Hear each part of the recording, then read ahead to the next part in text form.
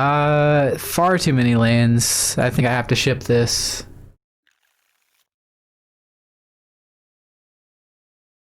Much better. I will keep.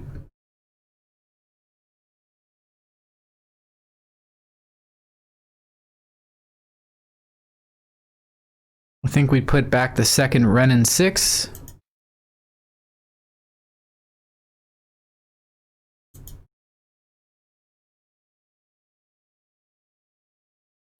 And we're on the draw here.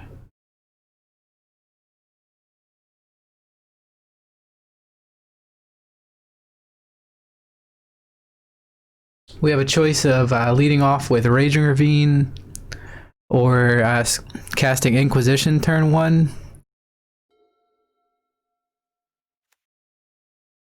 Wooded Foothills cracked. This might be Panza.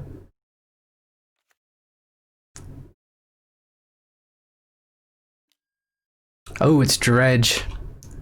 So, pretty terrible matchup for us round 1. I think we might want to go for Inquisition here and try and take the Cathartic Reunion away from them. So let's do that off of a Blood Crypt.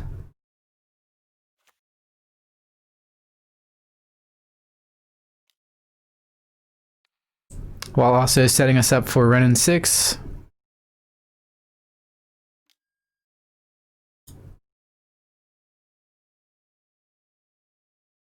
It begins.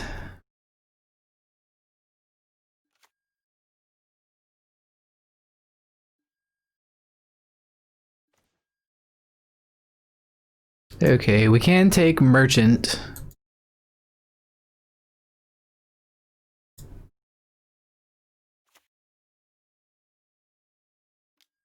That was a good Shriekhorn. Everything's fine. Everything's fine. We got game 2 and game 3 as well. We have some pretty good sideboard cards versus Dredge. But they're like one of the best game 1 decks in the format.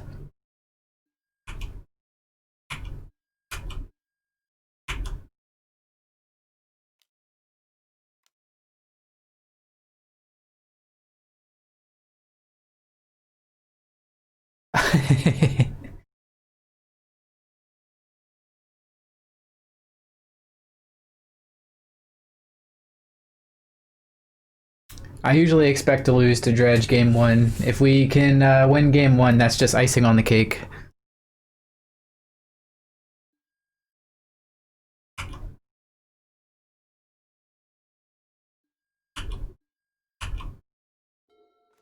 Land, not necessarily that helpful here.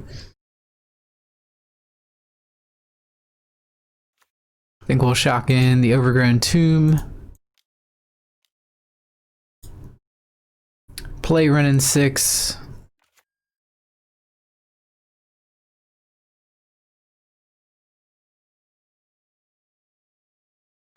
We could plus and pick up land. I think they're just going to ignore the Renin 6 and go after us anyways. We're already at 11, so let's just kill the Narcomoeba here. Maybe we'll draw a Bolt.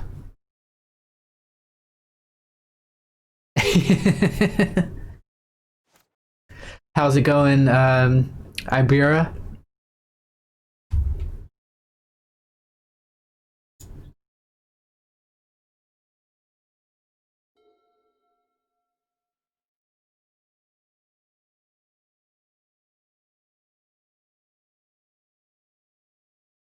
Pretending to work, everything's great. Awesome. Welcome back.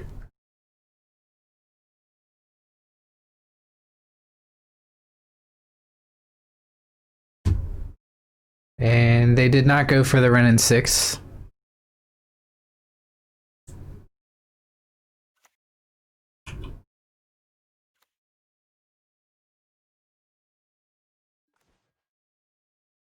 So we did draw the Lightning Bolt. We can kill the Bloodghast, but they can bring it back with Wooded Foothills. Kolaghan's Command is kind of a bad card here. Nothing that we're doing really lines up that well.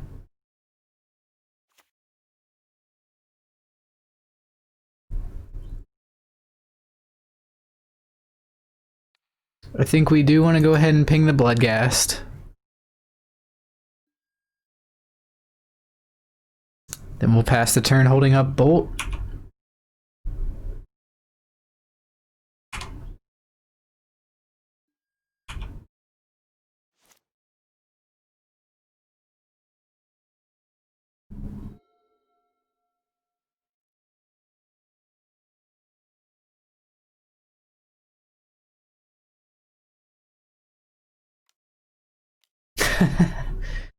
What do you do? I'm actually unemployed right now.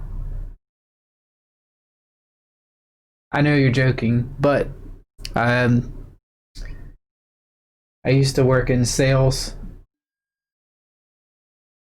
like high-end retail sales.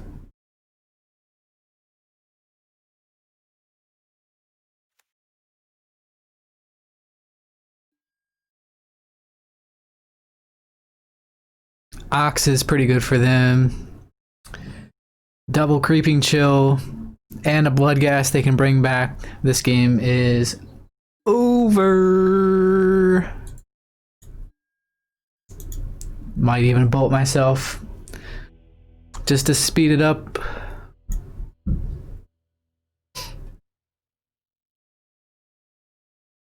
Never had any business to business sales experience. I heard that IT sales is a really good gig though. If you want to talk about that more, I'm based in South Jersey. My DMs are always open. For this matchup, I think Plague Engineer, Ashiok, and Nile Spellbomb all come in. Everything else can kind of stay on the sidelines. Our discard spells are medium to okay. Kroxa is actually bad because it gives the opponent the option to discard the card. Liliana is just complete garbage. Everything else has some upside. So I think that's fairly stock sideboarding. We could try and get them with Collector Roof. Okay. Well, Hollow and Vigets.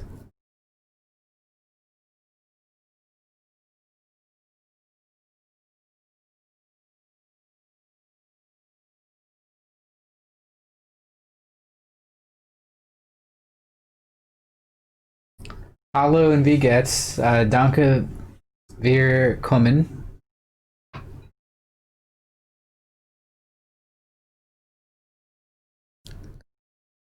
To the stream. No, I just had 3 years of German.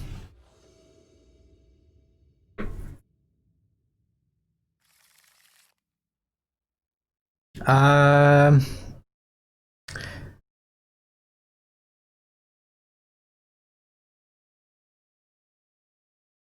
I'll keep this, but we don't have any sideboard cards.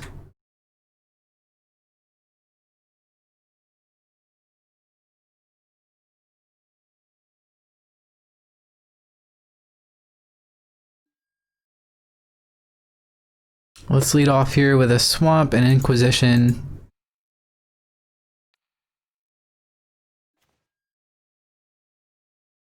Blast Zone wrecks us pretty good. I think we take the Cathartic Reunion away.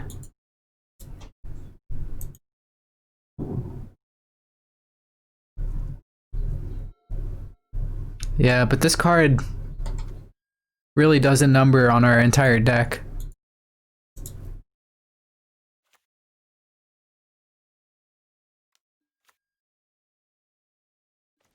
How's it going, Abyss? Abyss Baki, nice to meet you. I'm Chuck. Welcome, welcome. I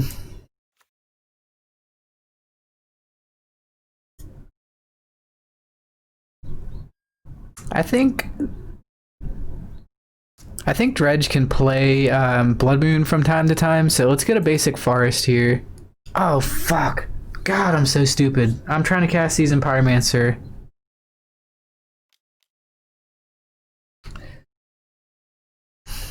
It's okay, we'll just cast it a turn late.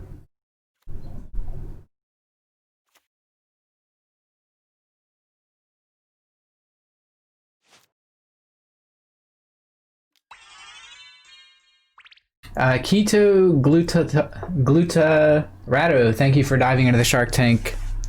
Hope you're having an awesome day. If it's your first time here, you feel like chiming in chat with us, let us know your favorite cards, favorite formats, all that good stuff. Would love to know more about you.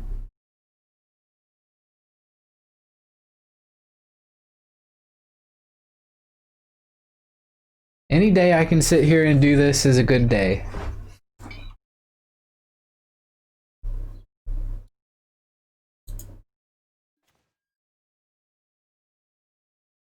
So we can kill the Narcomoeba, make them discard a card. That's actually not that great. We could kill and attack.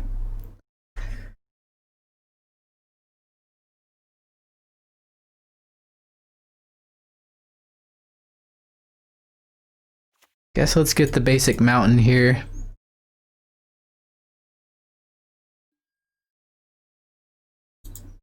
Try and stay at a high life total.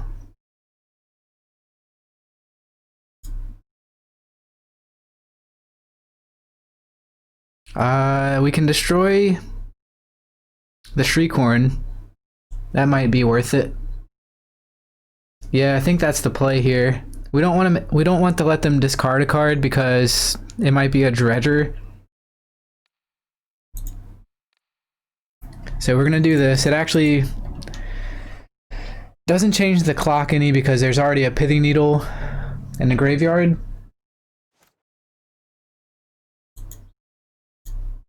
Aw, shucks. Appreciate the kind words. I'll take that to my heart, not to my head.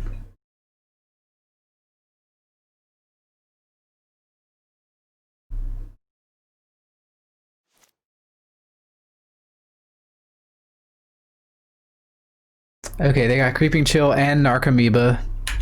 That's actually disgusting. There's also a Conflagrate in the graveyard now, and they have double red. Plus Ox. This game, I don't think we're gonna win. We need a Grave Hate spell right now. We need Ashiok.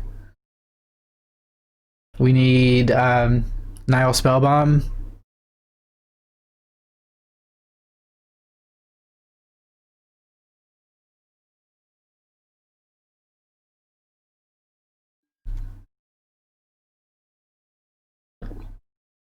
And we needed it before they did that.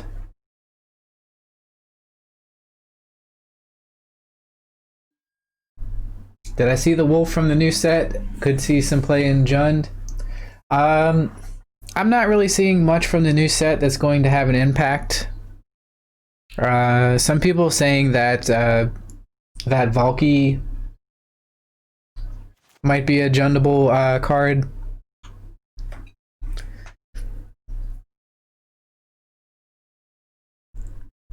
So here I think our best play is attack with Goyf, place Spyro as a blocker. Renin 6 can take out the Narcomoeba, but that doesn't really do much to this game. I think we have to shock.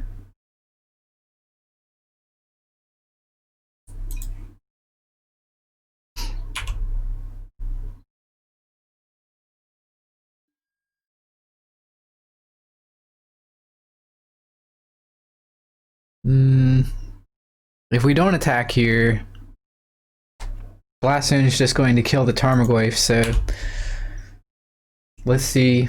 This is actually game 2, first match of the league. What's up, Tron Walker? Happy to see you here.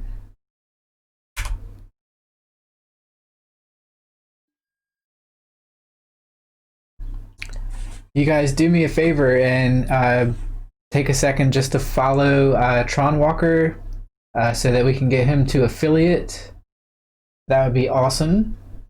Trying to help each other grow our channels. Relatively new streamer on the come up.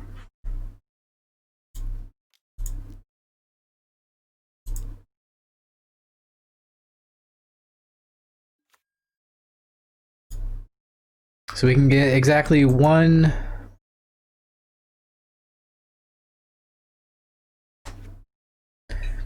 Make sure we know how this works. For each non-land card, we get a 1/1.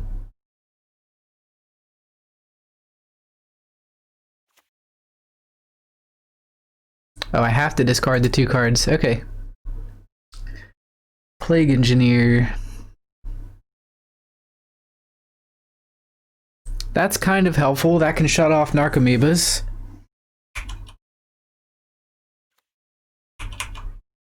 That can also name Vampire or Spirit. Turn off Bloodghast forever. So given that they have the 2 Bloodghast, it's probably correct to name Spirit.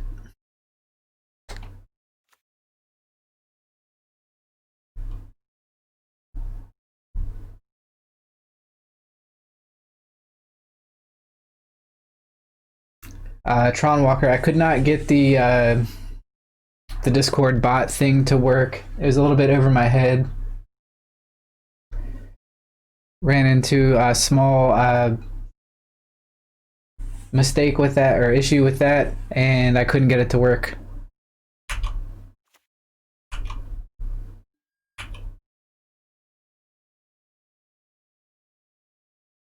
That coupled with the fact that YouTube was lagging and I couldn't make it through a video without buffering, despite connection speeds being okay.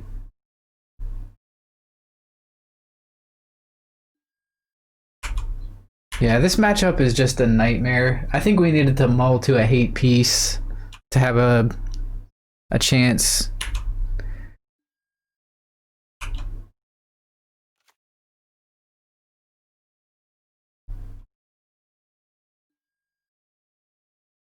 That's alright. We have Plague Engineer.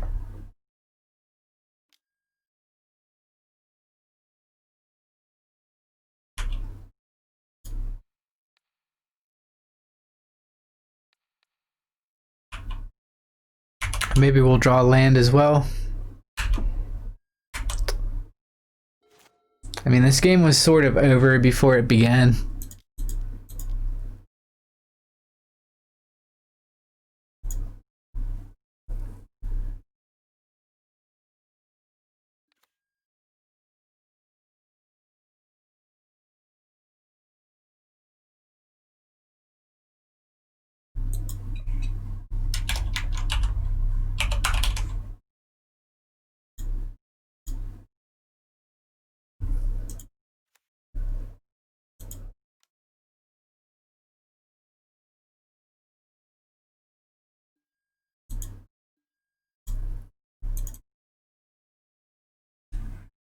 Should probably just concede, go on to the next round.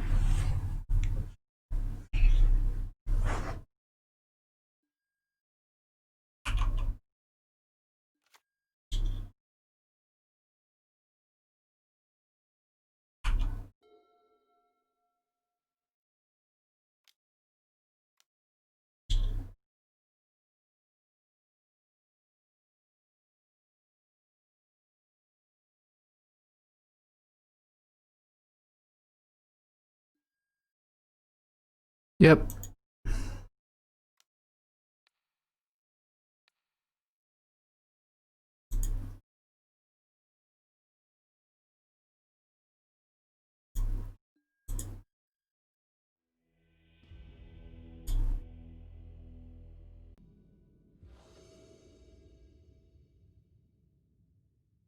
On the play, and this hand is interesting. It's very good at doing one thing, which is making our opponent discard.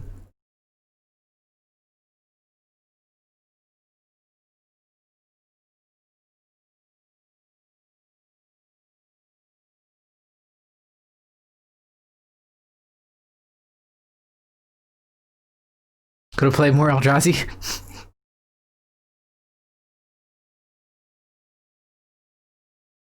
I think I'll mull this hand. This is a tad bit better.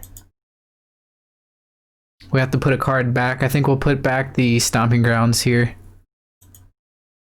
That we can go retrieve with a Verdant. Let's lead off with a Raging Ravine. Pass turn.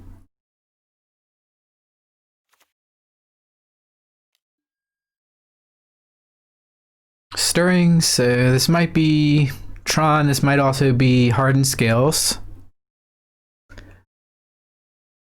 But Tron usually won't lead off with a basic forest, right? Oh, it's Titan. They went and got Crumbling Vestige. Vestige.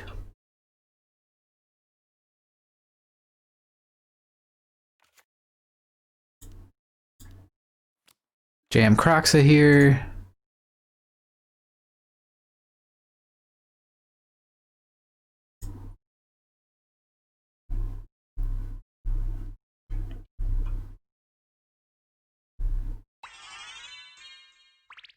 Jackal Hops, thanks for diving into the Shark Tank. Appreciate the flurry of support. If it's your first time here, you feel like chiming in chat with us, let us know your favorite cards, favorite formats, all that good stuff. We'd love to know more about you. Thanks for watching the stream.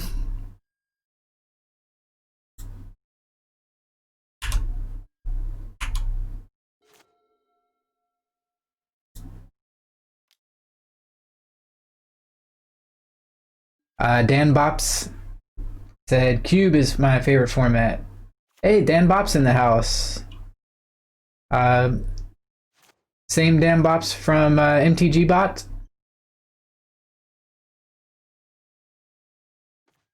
If so, fantastic job with that bot. Very helpful stuff. Loving the new record tracker thingy.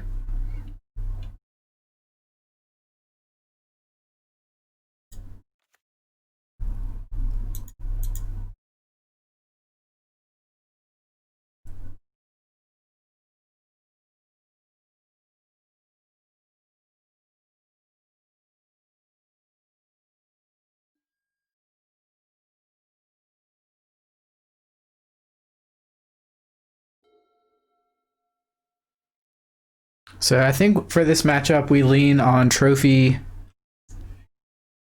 And we also lean on Kolaghan's Command to rid their Amulet of Vigor. Legacy Delver, Vintage Shaman, Modern Shadow, and Love Cube Unlimited. Awesome. A person of great taste. I don't really dabble in Legacy or Vintage, but I do love me some Modern Shadow decks. Typically, you'll see me on mid-range Persuasions, like Grixis Shadow, Jund Shadow. Never really tried Mardu Shadow or Esper that much. Love me some Jund. Favorite card is probably Kolaghan's Command. I had my Death Shadows like extremely early. I don't know if you guys remember when Travis Wu was brewing around that negative life gain deck years and years back. This was probably like 2014, 15, somewhere in that neighborhood. Before Death Shadow was the deck that we know it as now. It was in that deck, and it was also a sideboard tech piece for Grixis Delver. Favorite formats, Modern, especially Spirits. Spirits, nice. Yeah, I'm a huge fan of Tribal, as it says in my panels. Jund and Tribals is kind of my jam.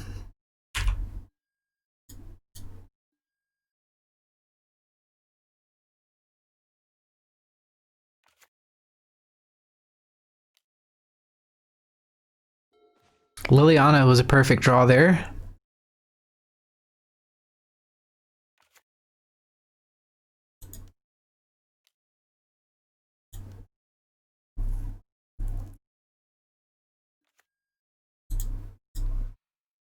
could have also jammed Bloodbraid Elf and hoped to get some kind of removal off the top, but I'd rather just take the safe line.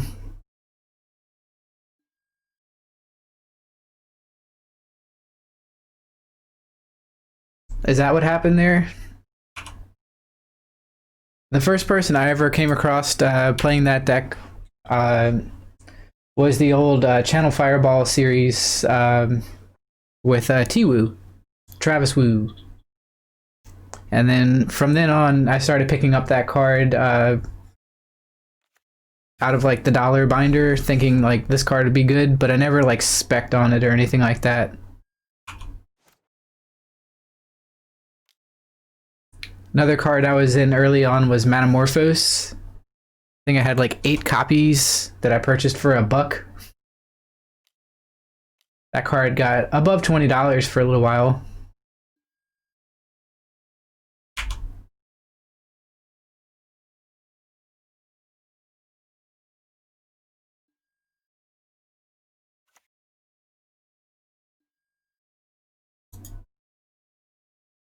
So if you thought Dredge was a bad matchup, Titan is kind of a bad matchup as well. So not really winning the matchup lottery here.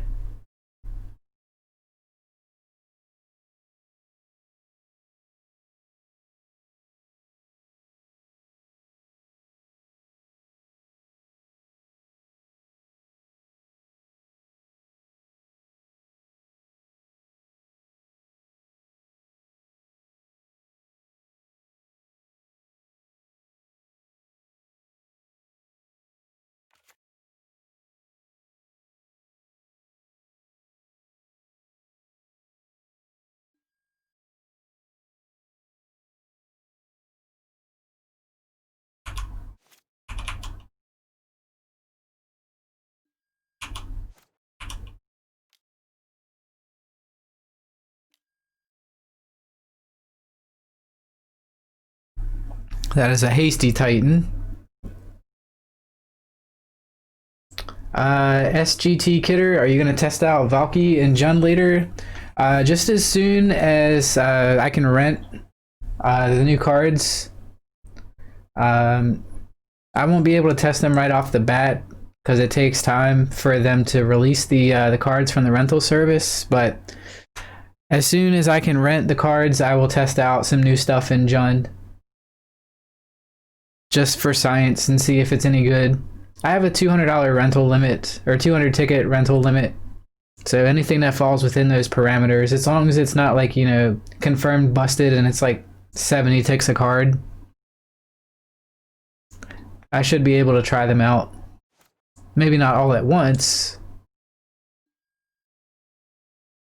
I'm not sure. Not really sure.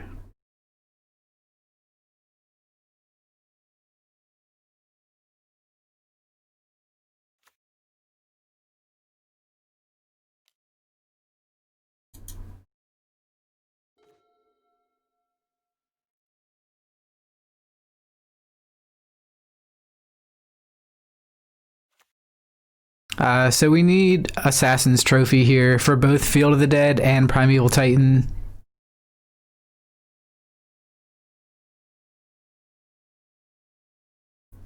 Ashiok is what we need versus this deck for sure.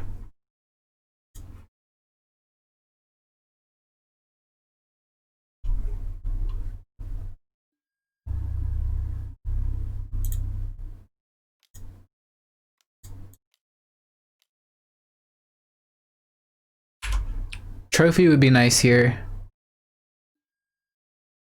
Croxton not going to do much.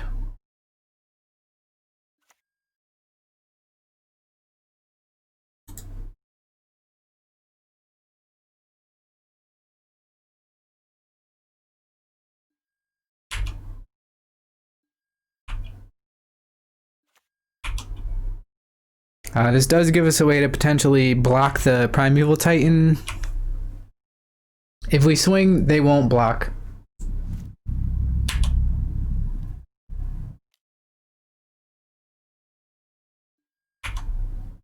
So here they pay for Pact Trigger. The dream would be They attack with Titan, we get to block and then bolt.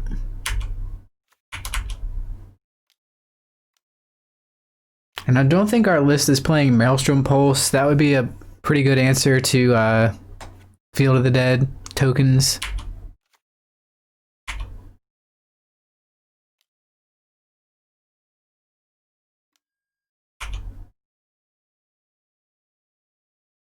Yeah, this is game over.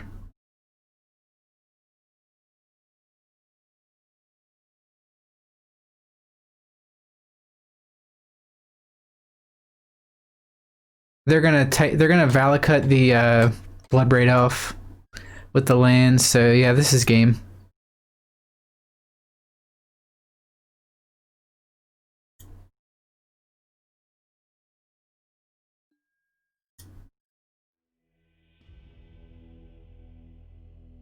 There is no reason to drag this one out. So Boyle is our tech versus Dryad of the Illusion Grove. Ashiok works here. Cleansing Wildfire, I also like. And I think we need the trophies.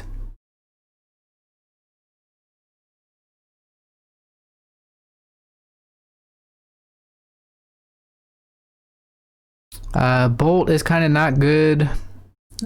Renin 6 is kind of not good, although it can be useful with Lightning Bolt.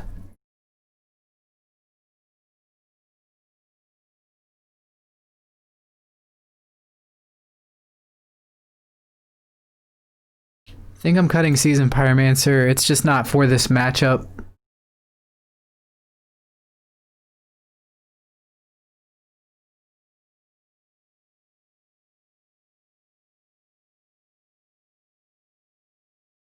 I think maybe I can shave with Tarmogoyf, but this is risky because we need to clock our opponent fast. I think I'm cutting Renin 6 here. And we'll cut the Croxes. Everything else seems pretty good.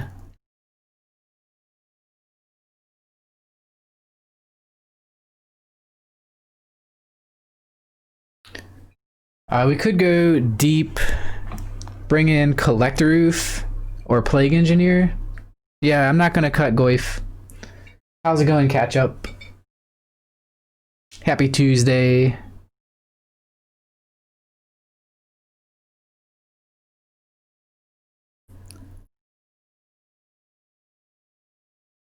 Plague Engineer also does block pretty well. So I think I'll bring in Plague Engineer and cut 2 bolts.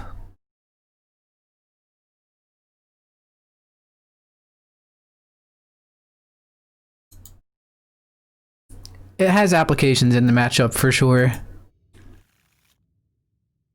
Alright, this hand can answer an amulet. It can also take a Titan away from them.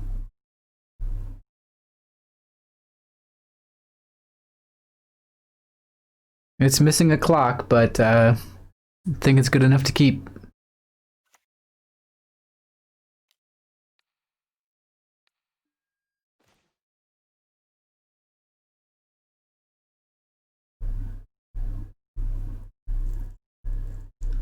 We have the answer to the amulet in hand, so here I think we just take... I think we take the Azusa. We also can bolt whatever creature they play first. I think we take Azusa here.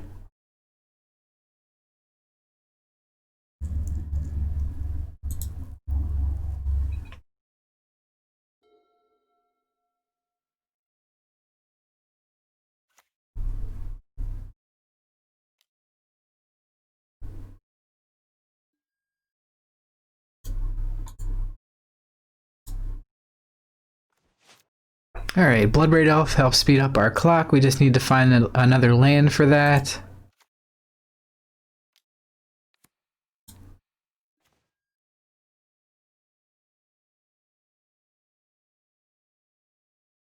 And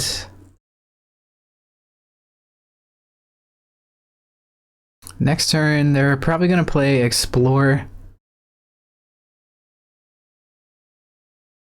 So let's take that.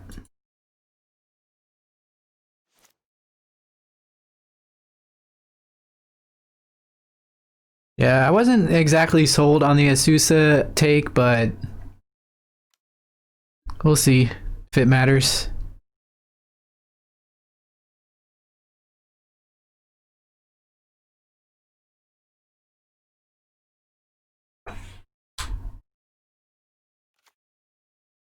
So we're definitely bolting that.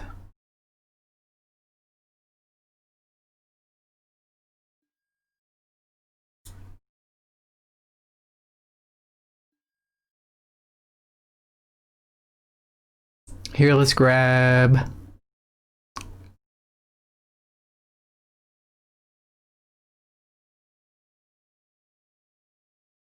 Let's grab a Blood Crypt.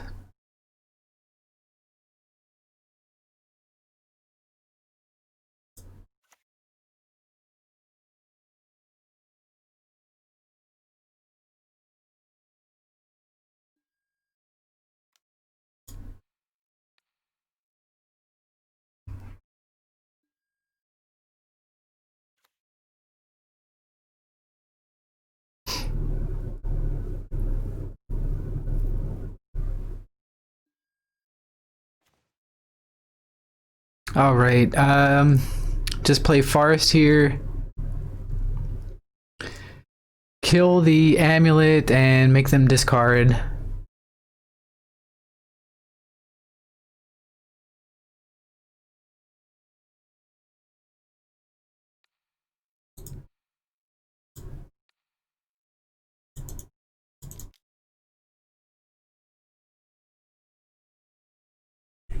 Kills the amulet.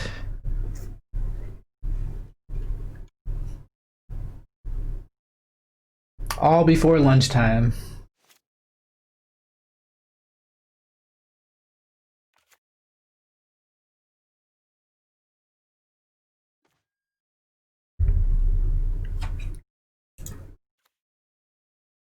We could go Lily here, attack the hand. I think Bloodbraid Elf is better. We might get a Lily anyways.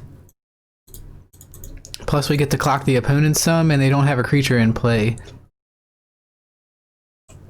Also, we don't want to pitch Lily here.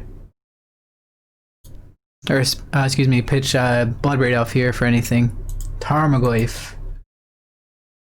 We might have a chance.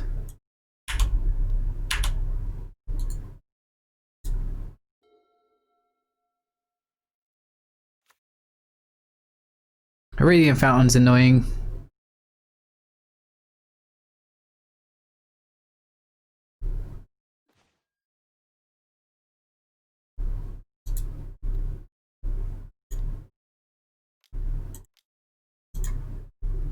We might see them scoop here.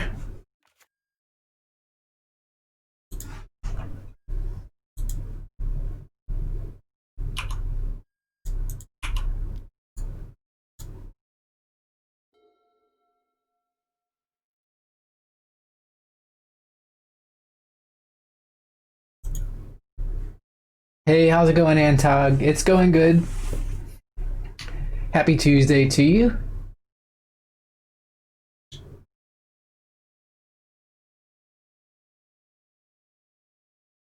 What's for lunch?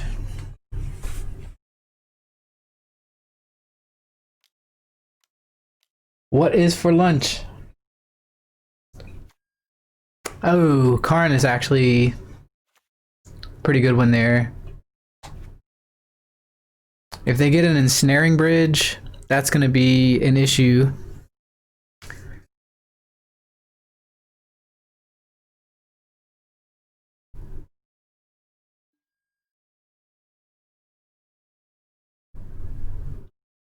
Well, because we would attack them for 1, or excuse me, we'd attack them down to 1, and then they can play ensnaring bridge and stabilize.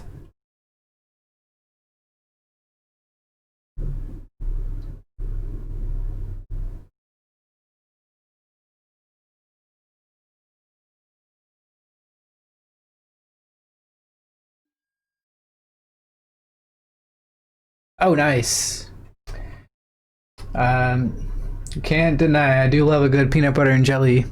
Except recently I've been on a Uncrustables kick, like where it's already pre-made. They're a little on the expensive side, but damn if they're good.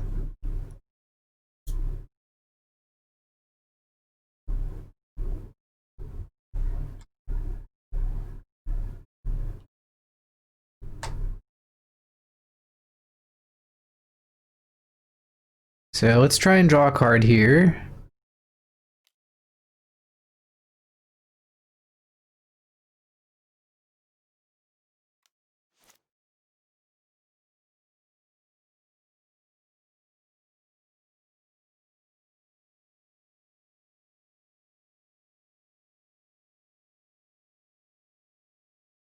Some kind of direct damage.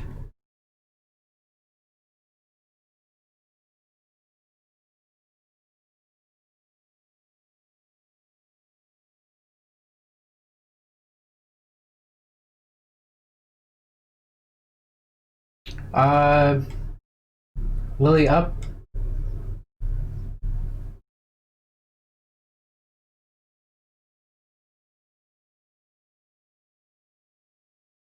Oh, the legend rule. Okay, yep. That does it.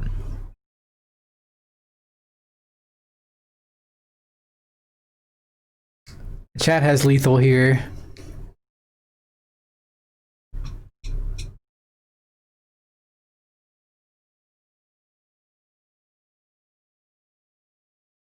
I think the opponent might be double queued or something, or maybe just seeing stars after we didn't kill them yet.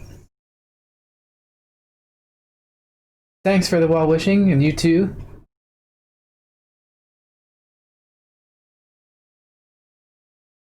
How's it going, John Asso? Fresh face? Oh, certainly. Antog, I'll be there. I'll hang out a little bit.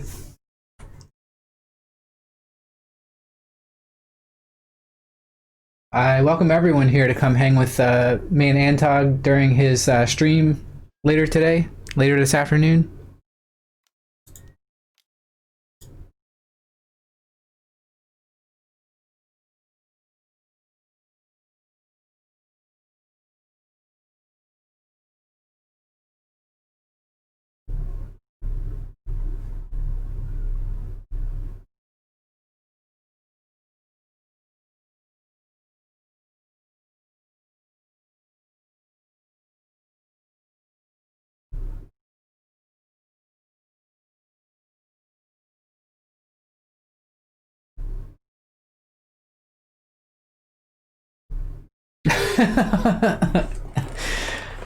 Thanks for pointing that out.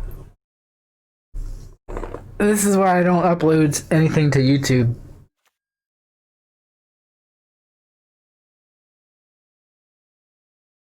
For fear of having plays like that judged.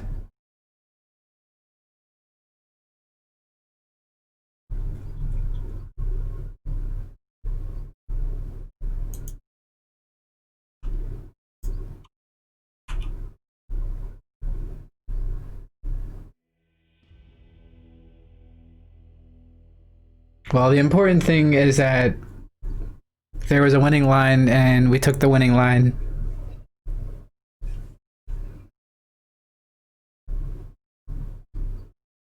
Did we gain any new information that game? Not really.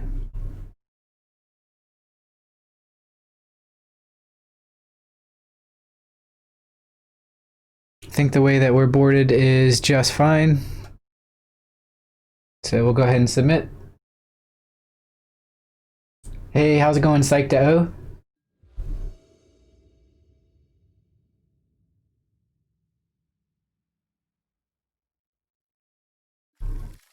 This hand is a little soft, but I'll keep.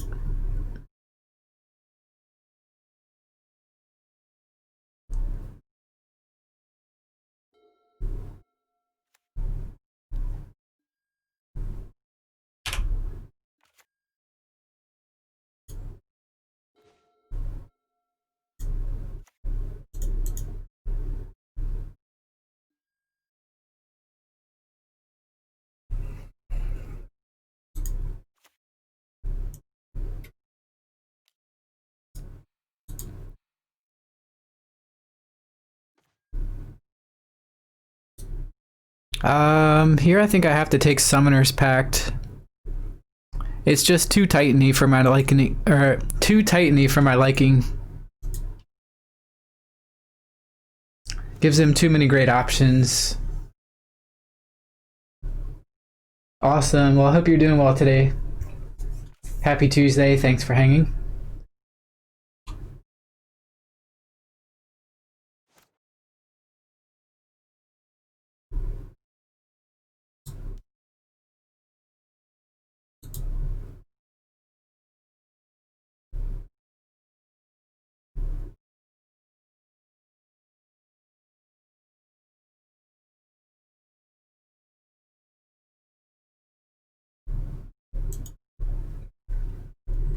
Hey Sean, you missed the dredge match where we lost handily, and then we're actually even Steven here in this game versus Amulet Titan. How are you? Happy Tuesday, Sean. Tuesdays are typically brews days here, but we didn't get to do a brew, or we didn't get to play Jund yesterday. So we're playing Jund today, for old time's sake. So I think we drew a bit too many lands here. That's a little bit of an issue. I really don't want to play Tarmogoyf into an engineered explosives, but they're just never going to use it if we don't.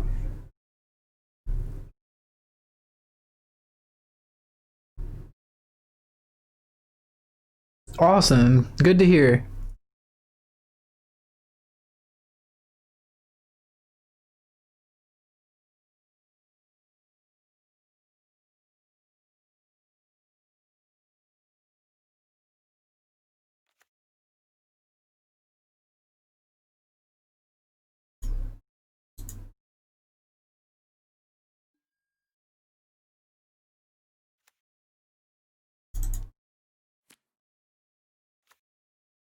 Guess we have to incentivize the opponent to use that engineered explosives.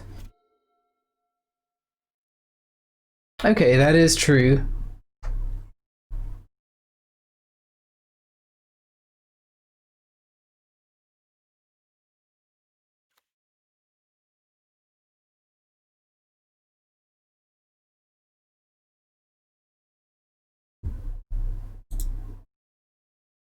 They've already used the Explorer. We can get that out of there.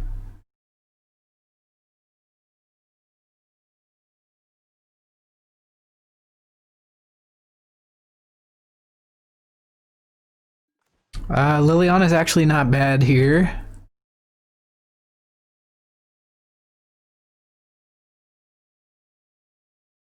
Not bad at all.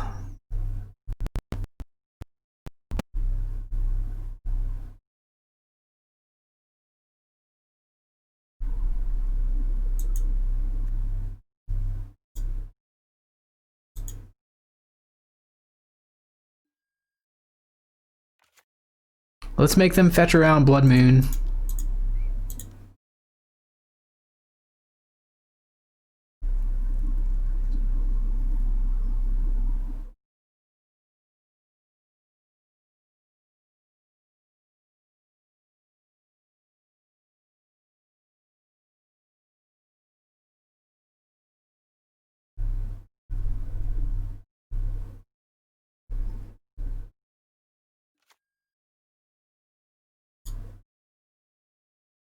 Plus the Lily. I think we discard the Wooded Foothills here.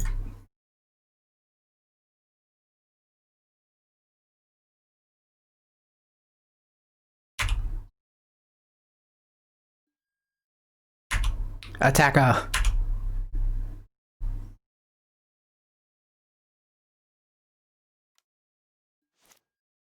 There goes Goyf and engineered explosives.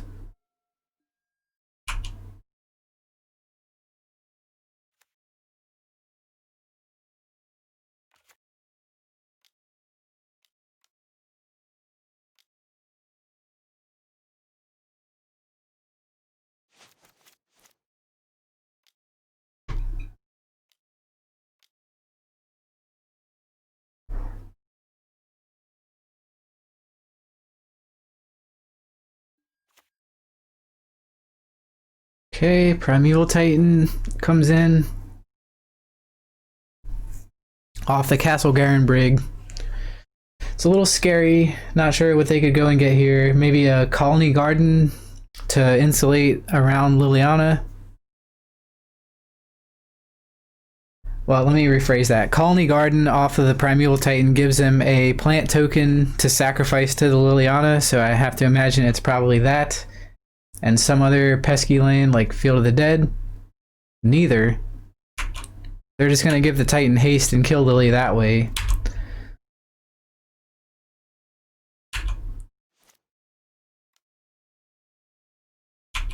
So I wonder when they drew the Titan.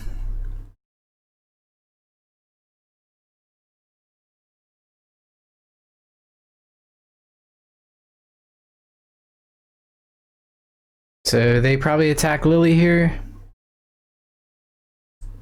putting the onus on us to find a removal spell with the Bloodbraid Elf. There's still a lot of them in the deck. We have 3 trophies.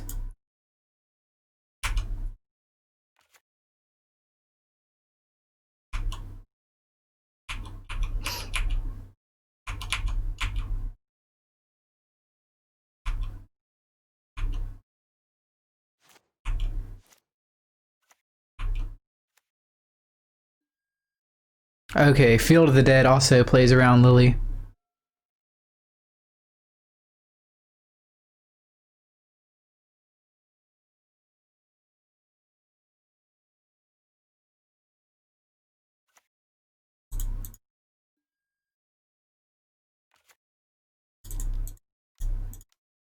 Bloodbraid Elf to the rescue. Fuck. I need a trophy off that.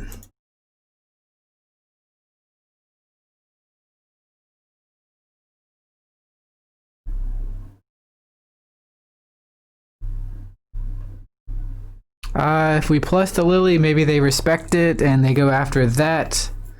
Next turn, if we minus, they sack a token, so I think it's plus here.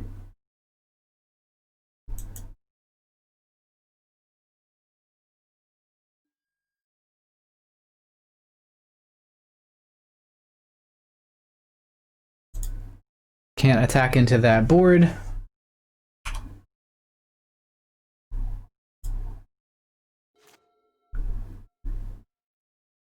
None of these options are really great.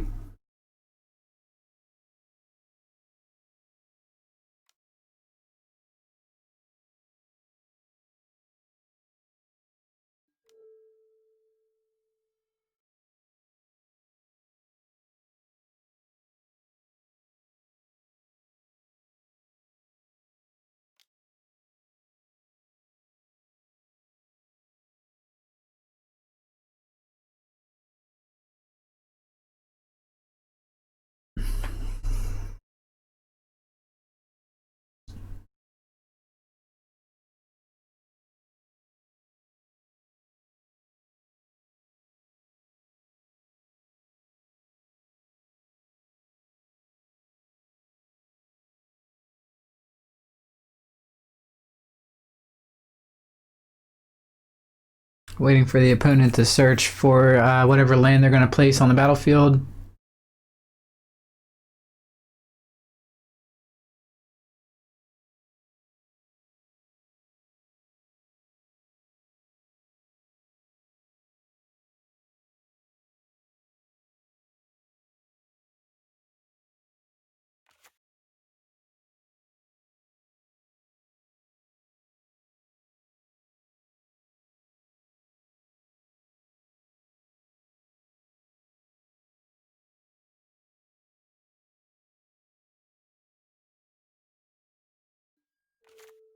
Yep, so many zombies. Not gonna scoop here because I guess we could draw a Plague Engineer.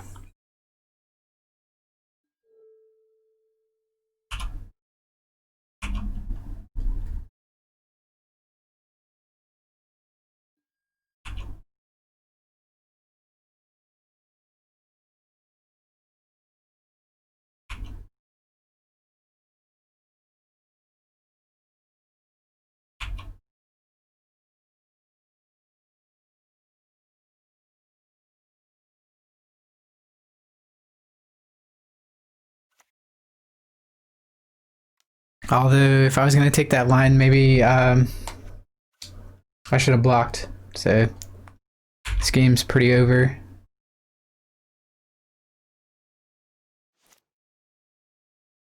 So, we hit 2 bad matchups in a row.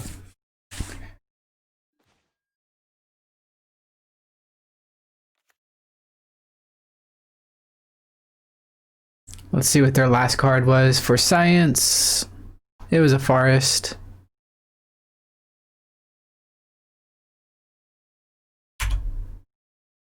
And they got us.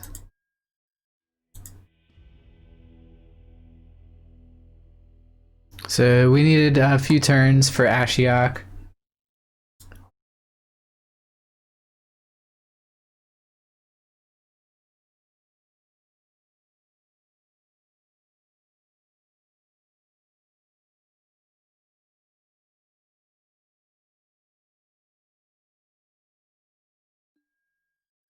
Try and keep a good pace.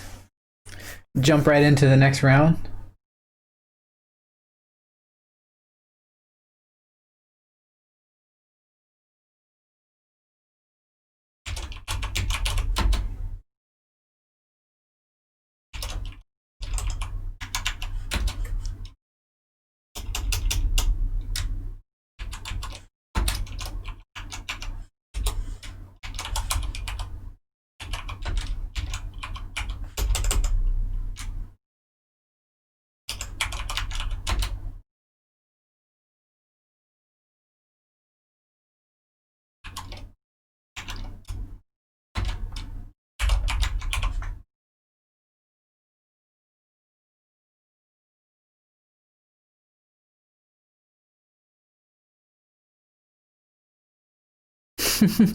Thanks for the kind words.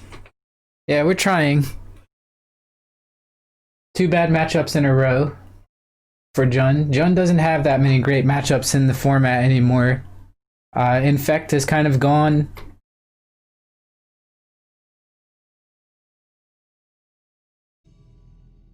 So we don't really prey on that many strategies anymore.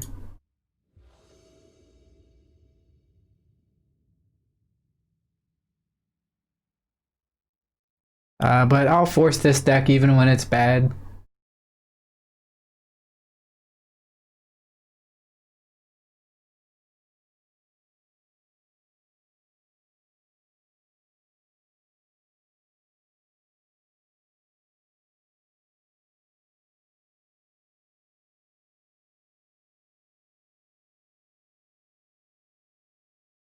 Just like that.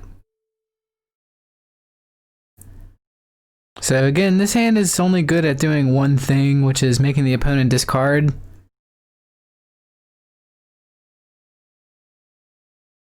I think I'll mull for a little bit more versatile hand. And this is slightly better. At least we have some interaction. We'll put down Blood Crypt.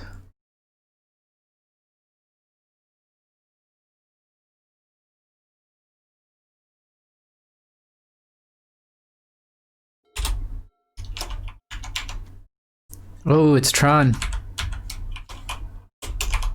3 bad matchups in a row. What the fuck, Moto? Fatal Push is dead forever. Unless it's E-Tron.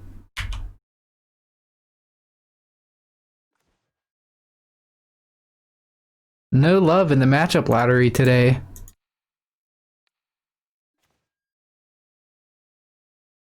This is a pretty easy Sylvan Scrying.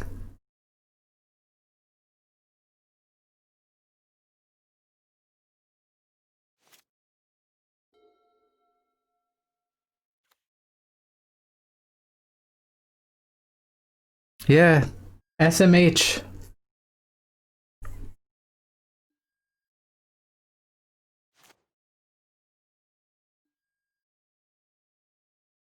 And we're going to take some damage trying to set up this Seasoned Pyromancer, and it's not even going to be that great.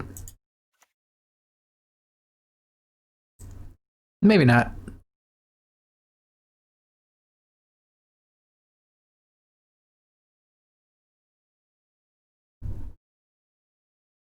seeing what's coming. If we ever go too wide, all this dust just wrecks us.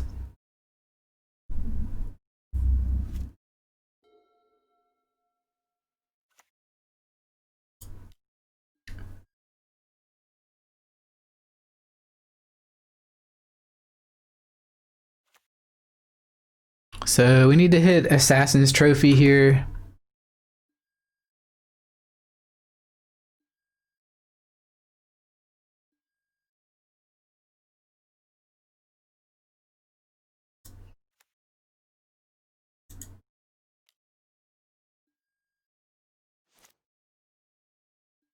Nope.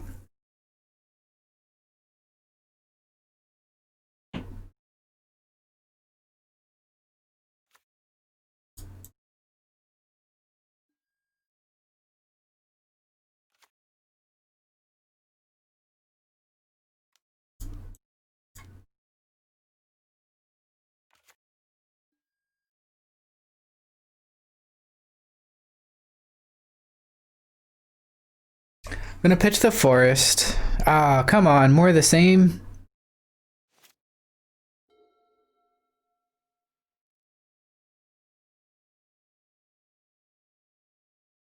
The reason for pitching the forest is that it doesn't help us get our Kroxa if we ever do hit Kroxa. So this is gonna be Ugin. All right.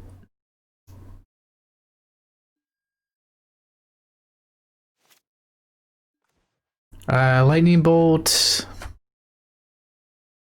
None of these cards really help. I'm just gonna concede here.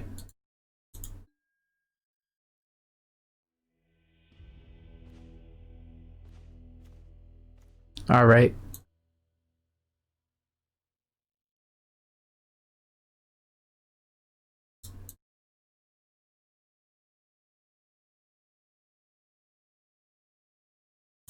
So we'll start with Cleansing Wildfire, Collector Roof, Trophy, and Ashiok. All these cards I think are great.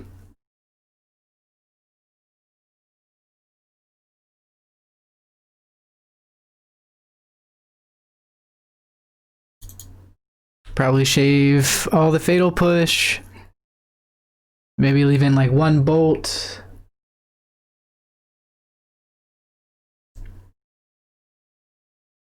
I'm on the fence about running 6.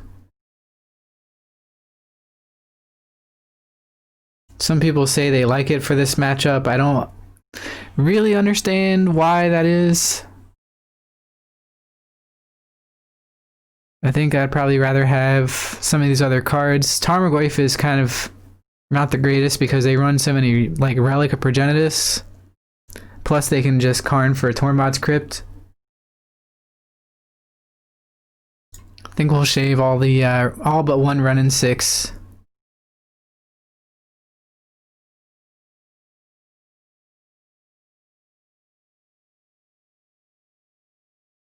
Maybe just being able to bolt Karn is better. Well, run in 6 is card advantage, so if they make us exile cards from hand, so it's not the absolute worst.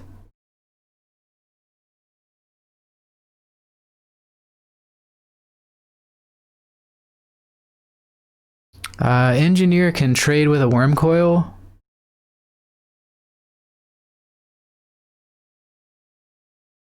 So I think I'll bring in Engineer over Seasoned Pyromancer number 3. And we'll run like that.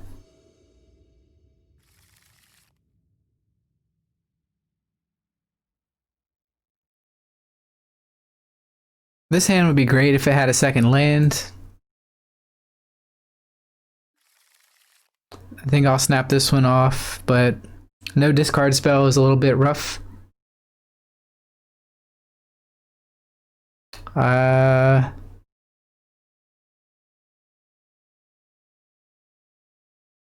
Guess we put back lands.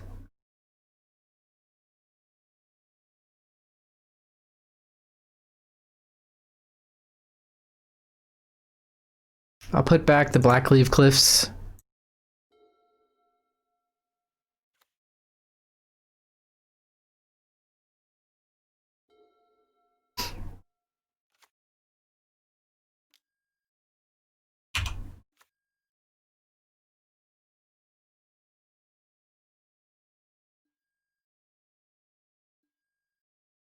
Here we'll grab Overgrown Tomb. Nah, Blood Crypt. We're trying to cast Spyro here.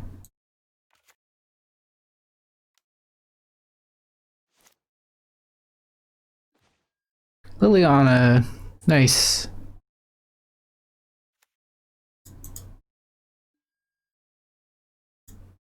Stomping Grounds. Play Goyf, pass turn.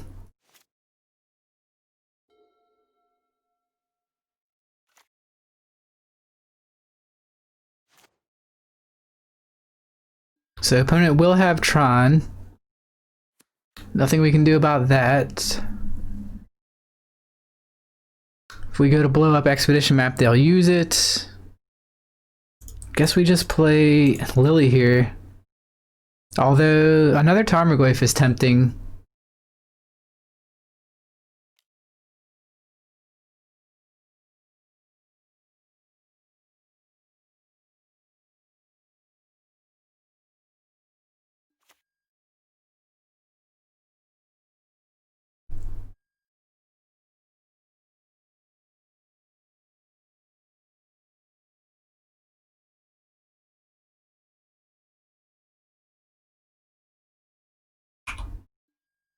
Attack for 2.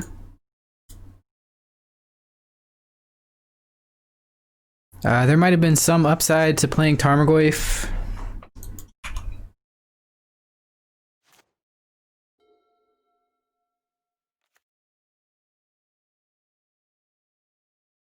Hopefully this is Wormcoil that we can answer in combat with the K command. Or actually, hopefully it's not. Hopefully they just don't have anything. That's a tall order though.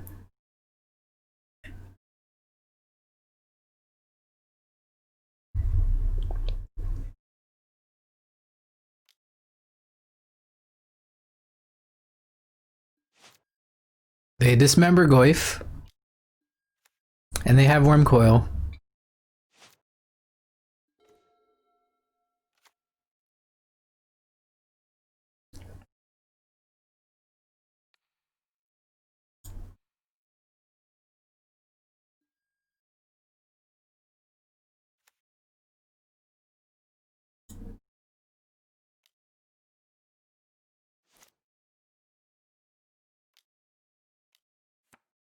Play another Tarmogoyf here. Pass turn.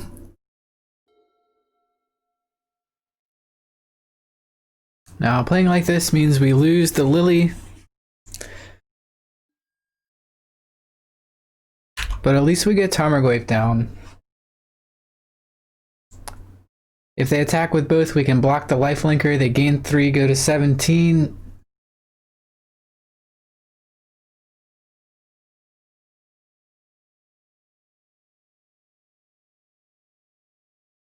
We can K-command the Death Touch token, get back Tarmogoyf. Or it might be better to get back Seasoned Pyromancer so that we draw some gas.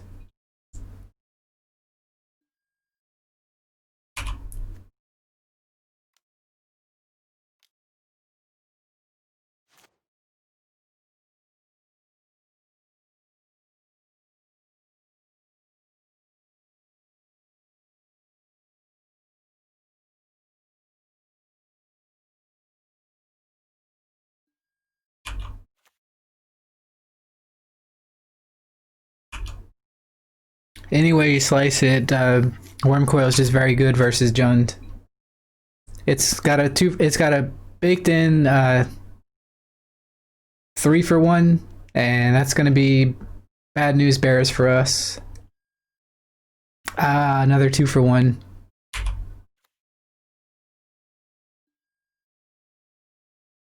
So this should be like a crash course in why Mono Green Tron is a bad matchup for Jund. That's too many 2 for 1s.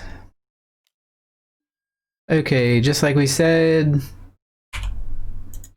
we're gonna block the lifelinker. We do lose Liliana. End step, fetch. Grab Overgrown Tomb.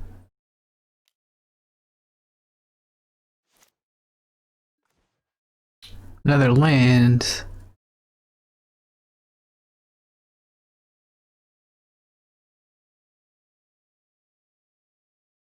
I mean, never obligated, always appreciated is how we roll. I'll never ask for. I'll never be bigger than the assistance of the community, and I'll never ask for money. But if that's something that you would like to do, I'm not going to stop you. So my rule of thumb is never obligated, always appreciated, Sean. With so many things regarding streaming. We could attack into the Thragtusk here.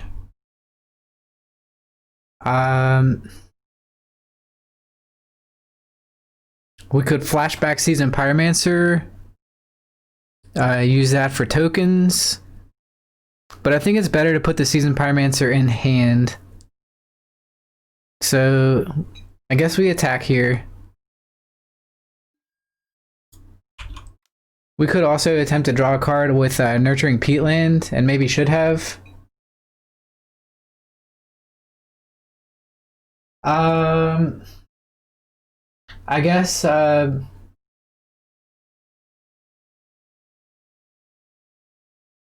is a link for that in my panels.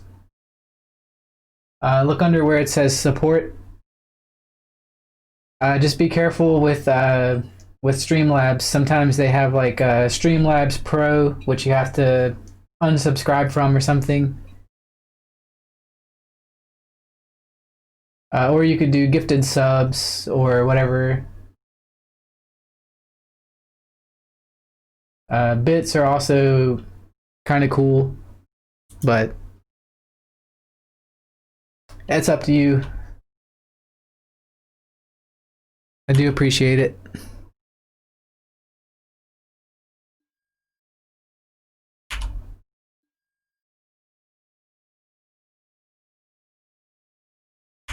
So we're gonna wait until they attack with the Death Touch.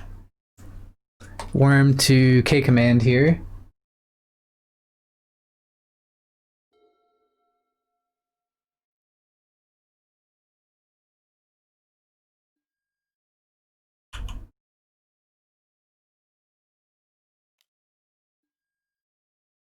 All right, Kolaghan's command. Destroy target, artifact.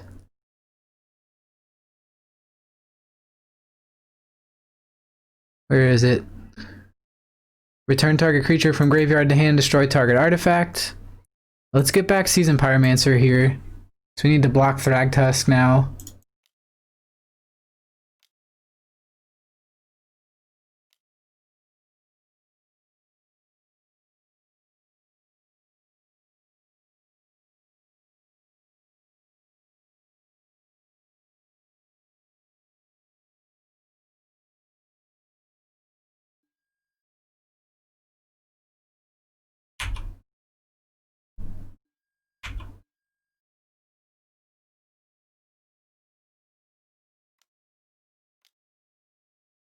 And they might actually go get a Blast Zone here.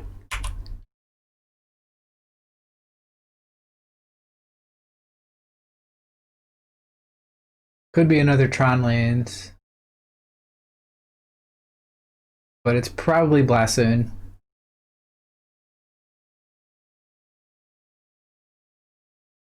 Sanctum of Ugin. Well, I didn't expect that one. Oh no.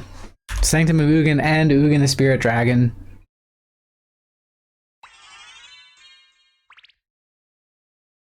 Sean, thanks for the donation. Very humbling. I do appreciate it. We'll do another league after this, and that's a promise. How's it going, John Lightning? This is Modern circa 20 2017, 2K17 modern. So Ugin is just a beating. We need one of our Assassin's trophies.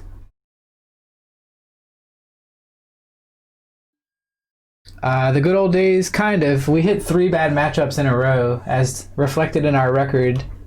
First was Jund, then Amulet Titan, and now this. So we're getting our proverbial shit kicked in, as the phrase goes.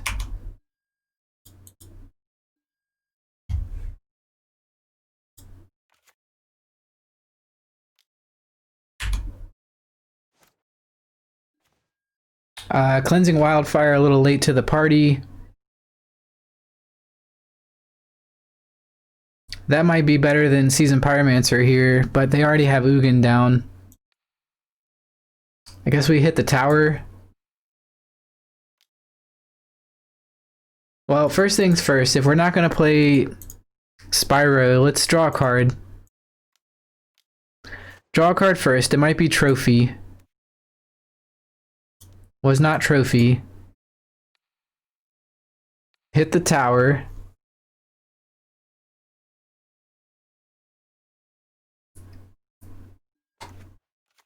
What did they grab with the Sanctum of Ugin?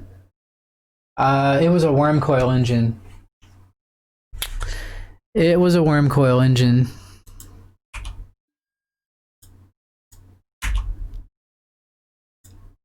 Attack Ugin.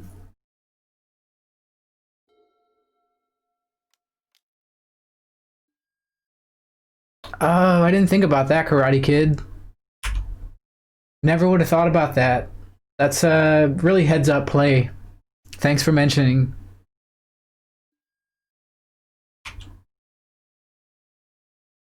And we're down to a 2, so...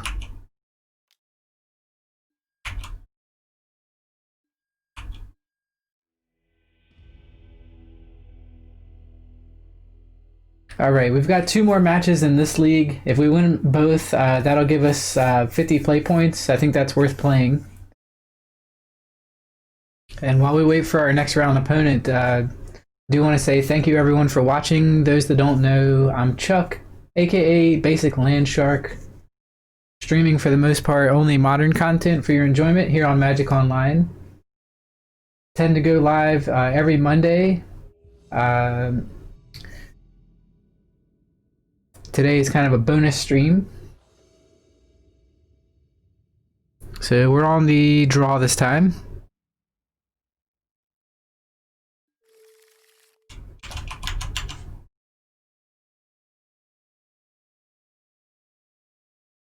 Our hand is actually not bad. We'll keep.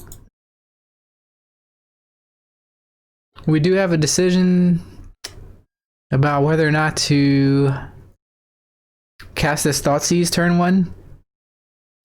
Temple of Triumph. So I think this is a prison deck.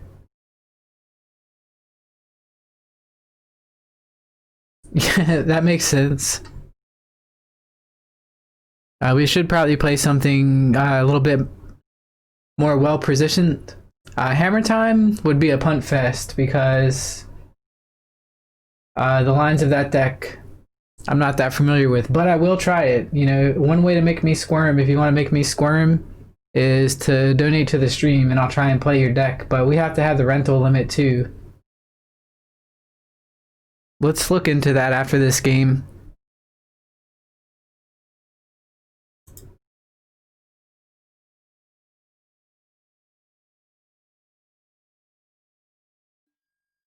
So they put the card on top.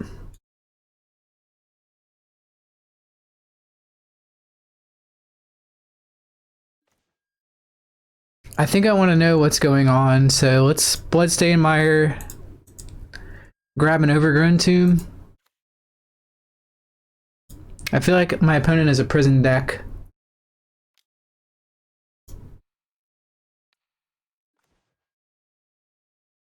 As evidenced by Chalice. This is exile a creature. think I'm taking Chalice here.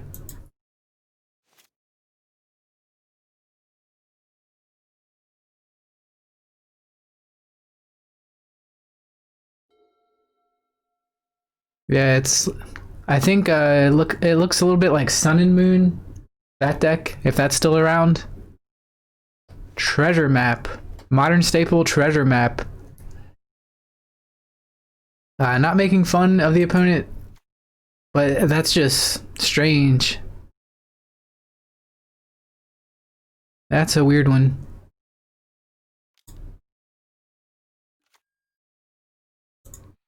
I guess we'll use Wrenn and 6 to pick up Bloodstained Mire here. That way we have our next land untapped.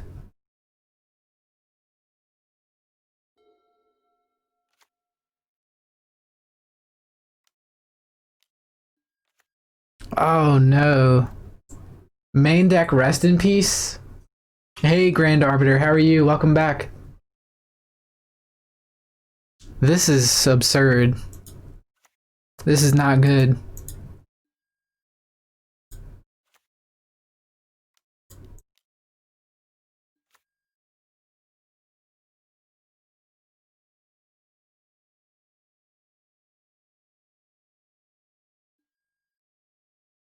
I guess I'll discard.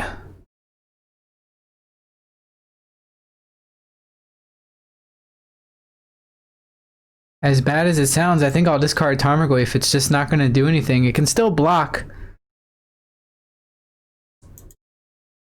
But I think we need Liliana Ultimate.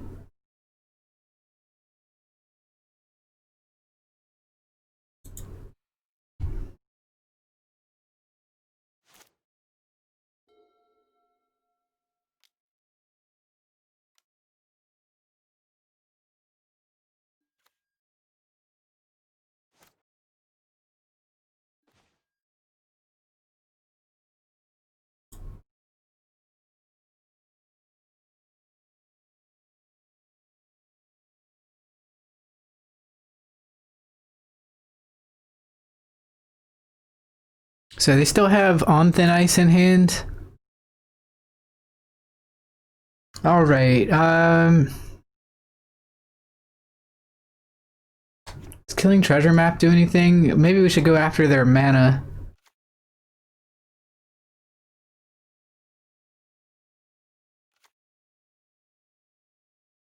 First, let's make them discard. Maybe they'll discard the On Thin Ice. Wait. No, they still have the On Thin Ice. Let's try and make them discard it.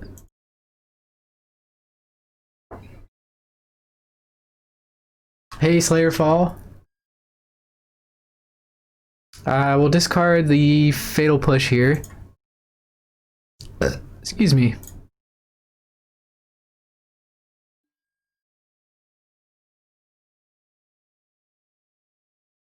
Plus Wrenn and 6.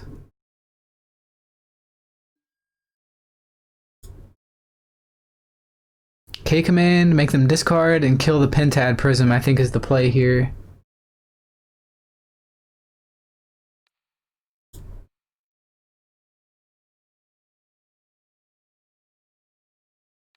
Go after the mana.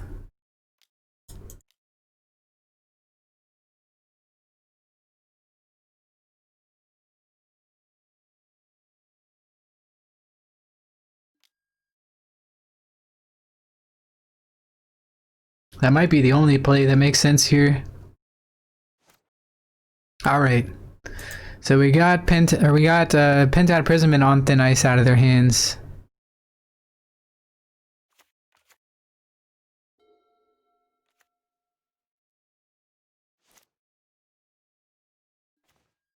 Blackleaf Cliffs.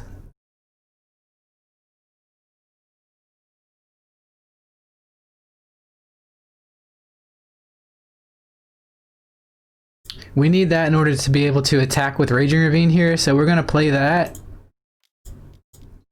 We're gonna play Seasoned Pyromancer, discarding Wrenn and 6.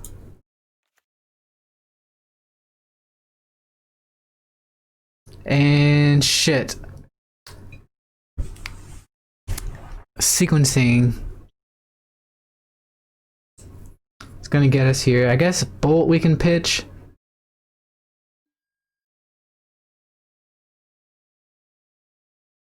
Save the Bloodbraid Elf for next turn. Plus the Wrenn and 6. Pass the turn.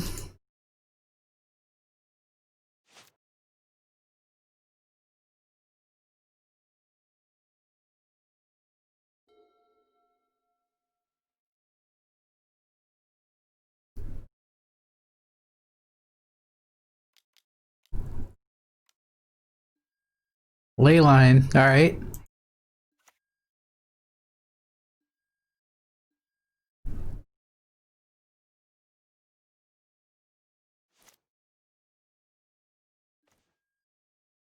Alright. Let's cash in Lily here. Well, first things first. Yeah, let's cash in Liliana here.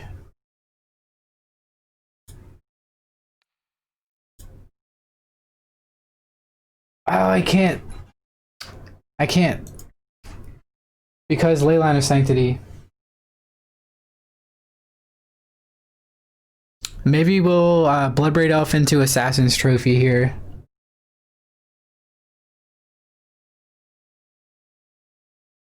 Gargamloff says, don't. We can't.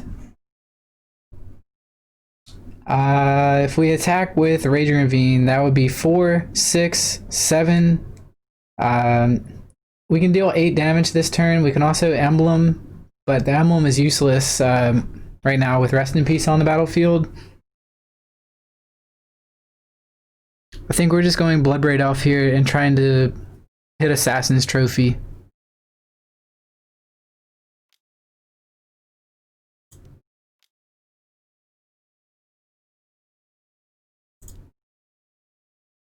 Come on, something good.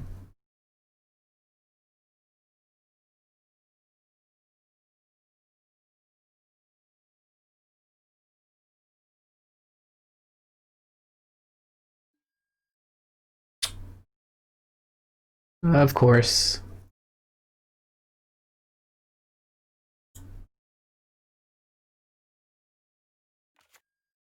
Can't ping either. This is just an unfortunate series of events. This has been a rough league.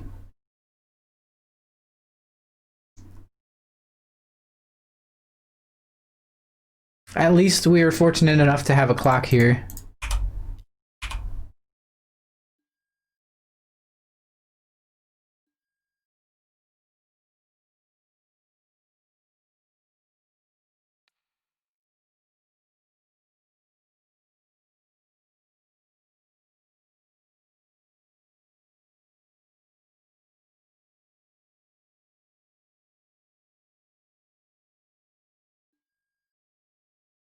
I think we do want to go up with Lily just in case.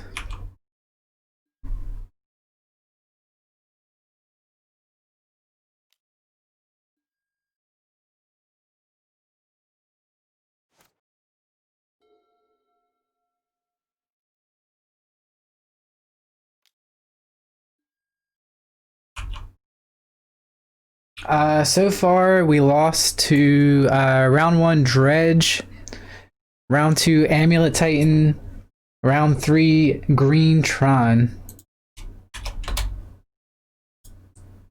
And this is like red white prison. And we're up a game.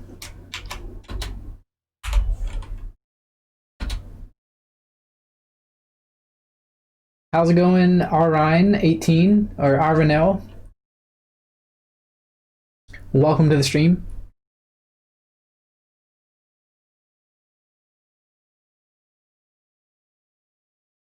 I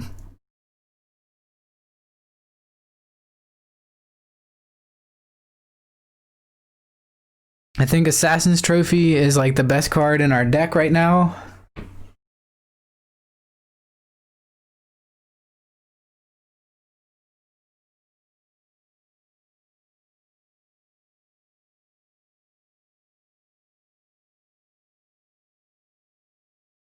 It might be the only card that we want here, although Collector Roof can turn off some of their fast mana. I think Pentad Prism is a card that they use to get around Blood Moon, which they play probably as a 4 of. Not knowing my opponent's deck list is probably going to matter a lot here.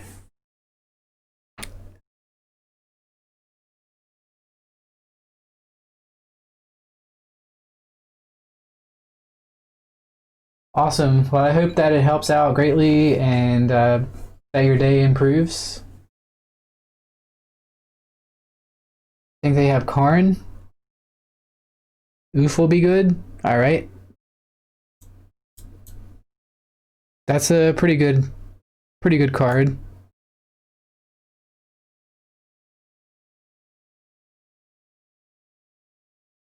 So they're probably going to mull to a hand with Leyline.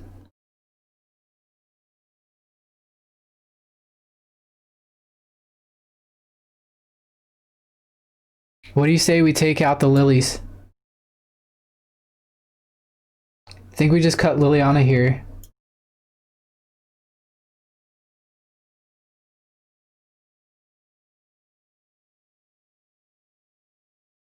Maybe it's Fatal Push, actually. Leave in Lilies.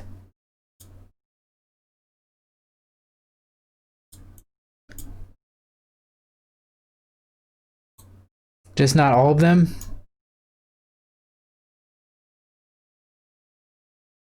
All right, I'm gonna submit like this.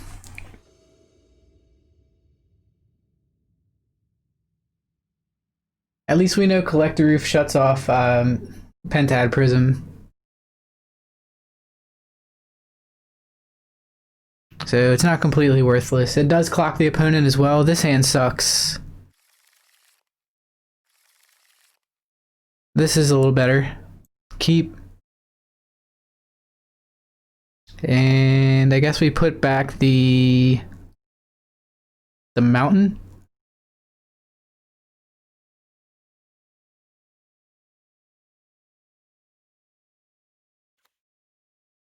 There's Leyline.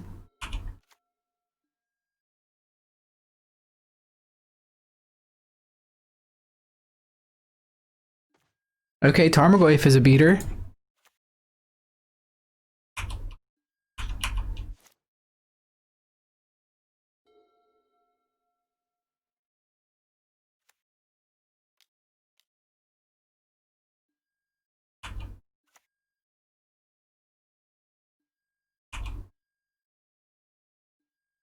Here, let's grab Blood Crypt. Actually, are we supposed to play around Blood Moon?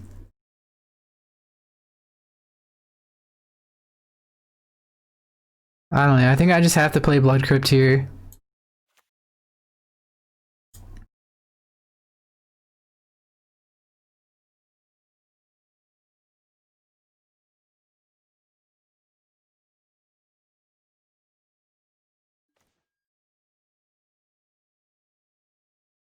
I guess we'll go ahead and play Tarmogoyf, try and establish a clock.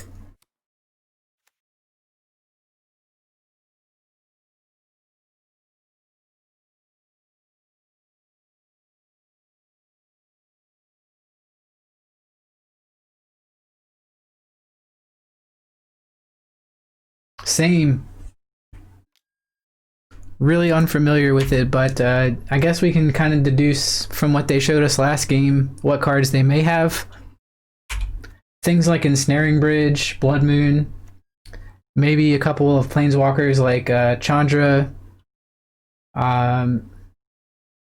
or even Elspeth. But I could have it all wrong.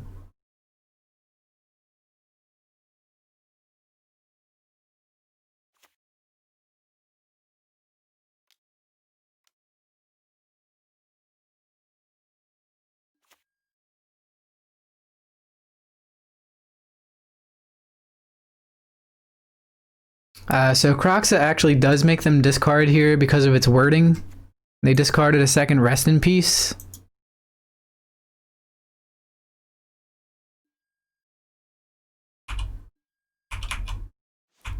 Tarmogoyf is relegated to chump blocking duty until we can draw one of our assassin's trophies.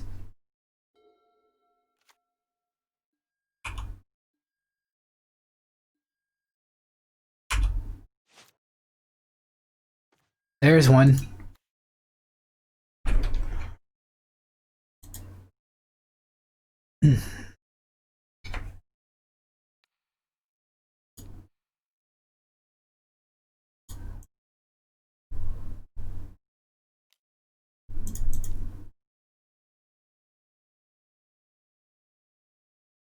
So this actually puts 2 card types in the graveyard for Tarmogoyf.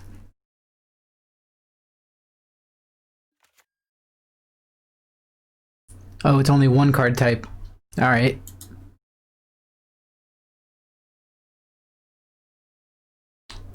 Is it worth it to bolt myself here? I don't think so. Hey, Salty Sona. How are you?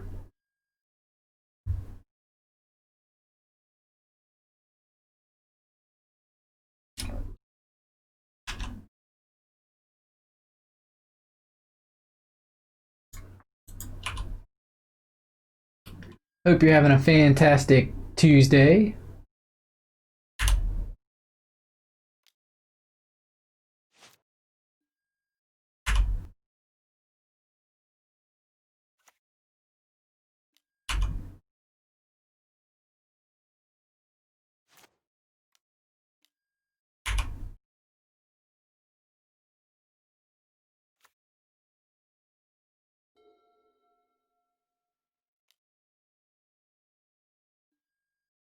On thin ice for the Tarmogoyf.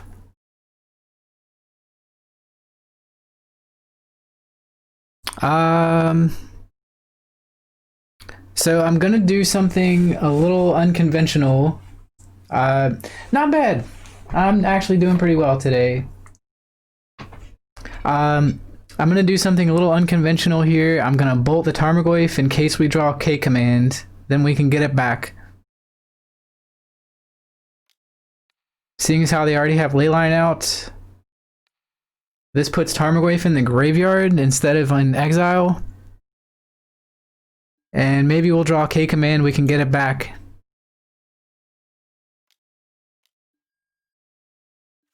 Kind of a questionable play there. K command. Okay, Collector Roof. That seems really good here. With all these treasure tokens and this treasure map,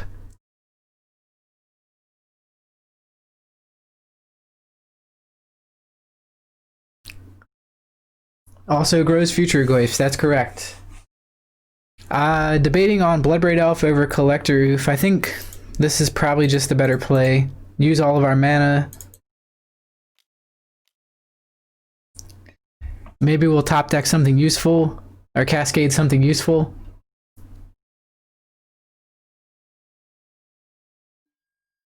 Wrenn and 6, that's helpful.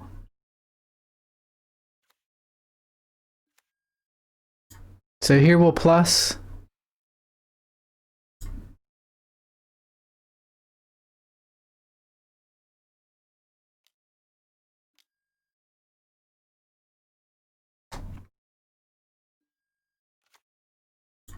Attack the opponent for 3. Pass turn.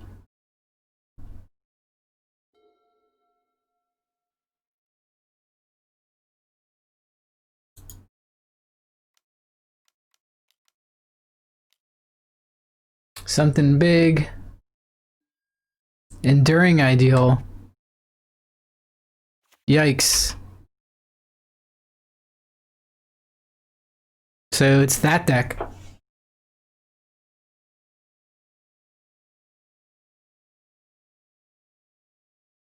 The enchantment they find goes onto the battlefield. It's probably, oh, it's Blood Moon. Alright, well, we have a clock. We have a clock here. They locked us out of Collector Roof, but we can still do things. I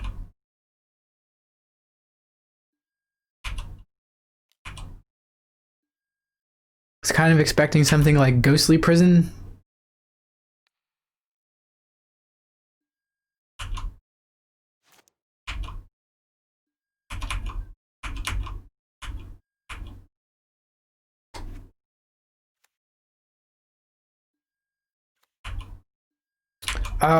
This is terrible. They get to do that every turn from here on out.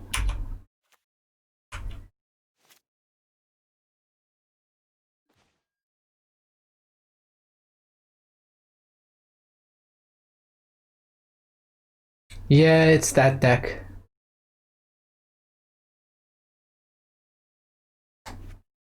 Alright, I'll go ahead and concede. We'll go on to the next game. This is not... It's going to be impossible to win from here.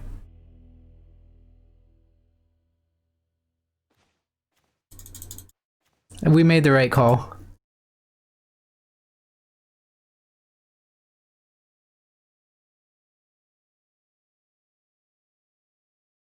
So...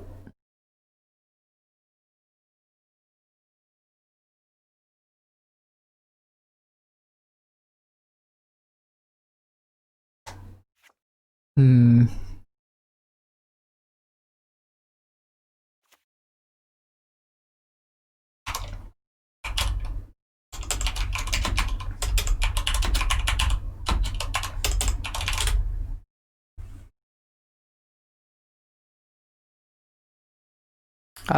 Cleansing Wildfire for insurance around Blood Moon might be worth it. And it can also deal with the land that they put, on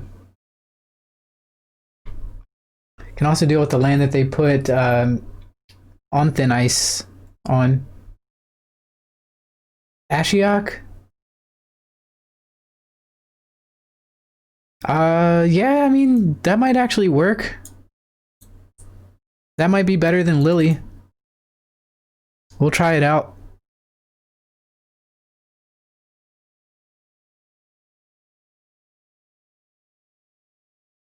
Just gonna have Cleansing Wildfire as an out. An out to Blood Moon and on Thin Ice.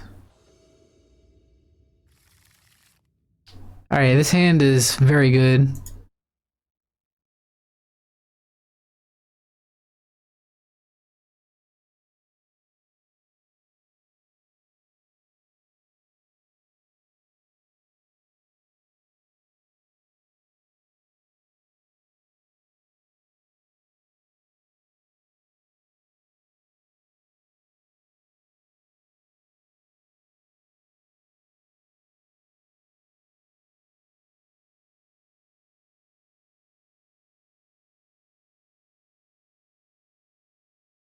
It does do a fine job of shutting off that win con.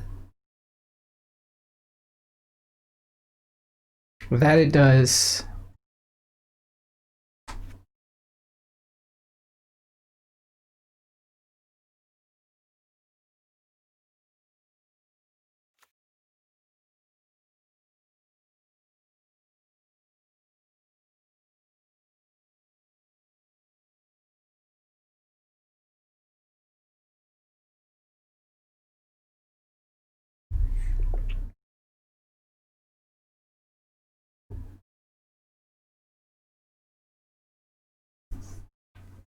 While we wait for the opponent to rejoin the game, I do want to say shout out to those watching. If you don't know already, I'm Chuck, aka Basic Land Shark. Feel free to say hello. I stream for the most part only modern here on Magic Online for your enjoyment. Have done so for about the last 2 years. Thanks for watching.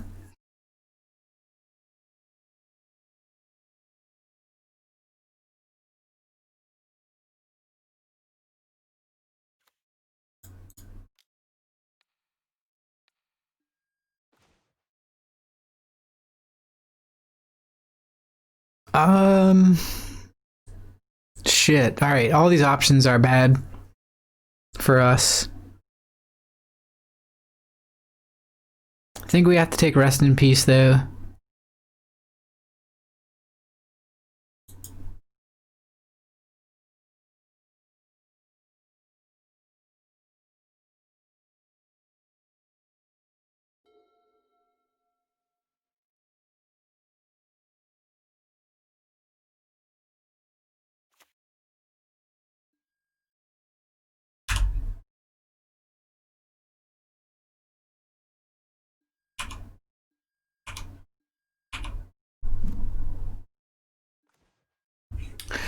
Okay, play Tarmogoyf into Ruined Halo or On Thin Ice. Kind of seems bad.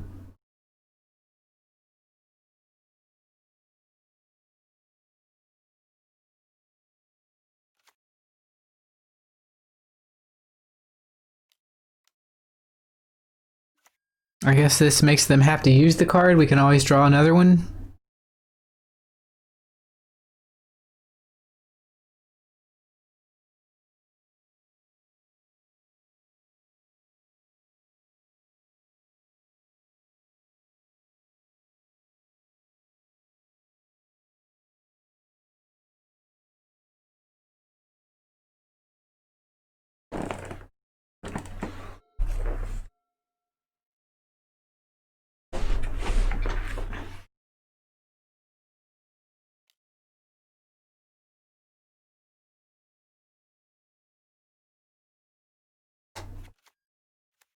Okay, they went for On Thin Ice there.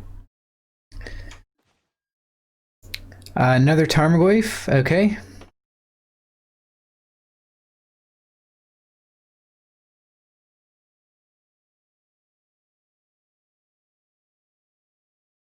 I think it's better to play Ashiok here.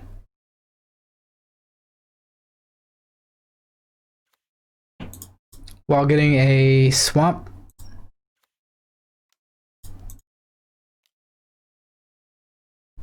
The red card in their hand is Simian Spirit Guide.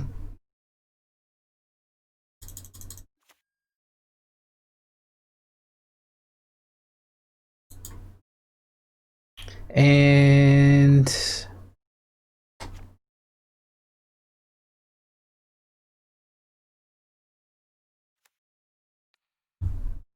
I think we want to mill them, try and hit some of their threats. We milled over 2 Leyline of Sanctities, a Rest in Peace, and a Ghostly Prison.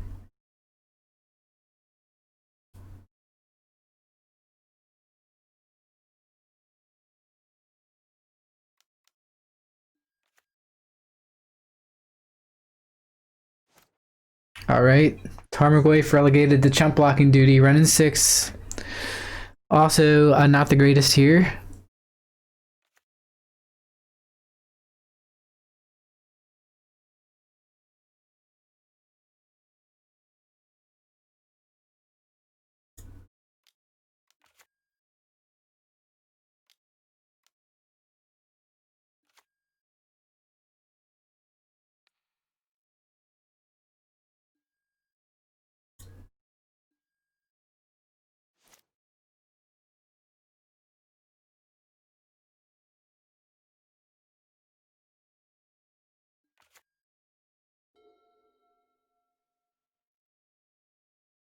Good point. If they play Leyline of Sanctity here, we're kind of screwed.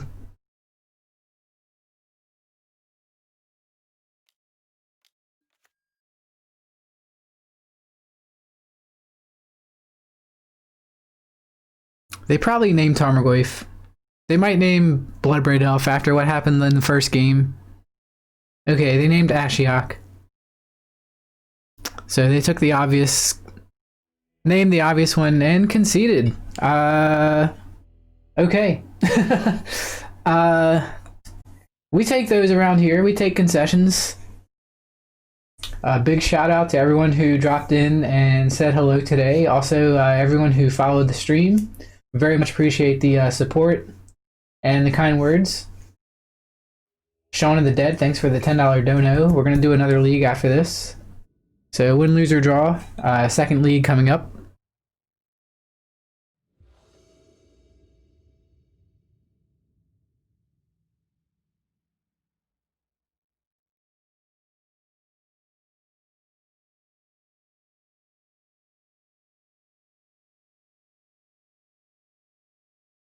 I think this hand is a little too slow, so we're going to mull this.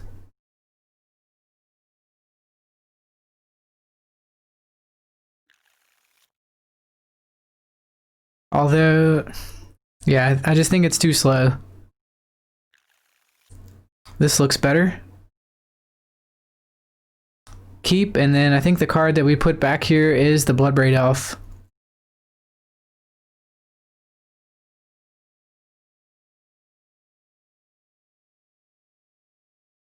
It's either Bloodbraid Elf or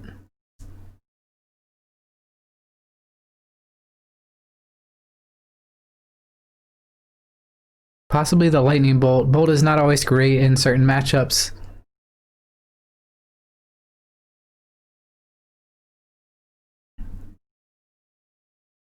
Let's put down the Bolt.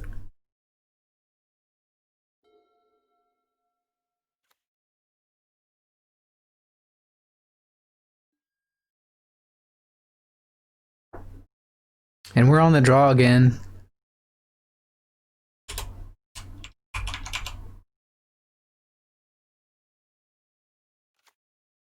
Mishra's Bauble into Plains. Okay, this is hammer time.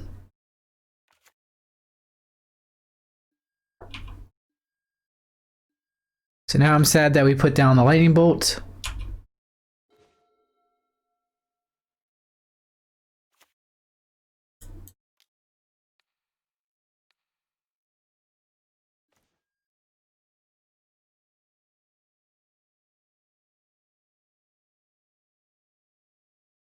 Stoneforge Mystic, I think, is the take here.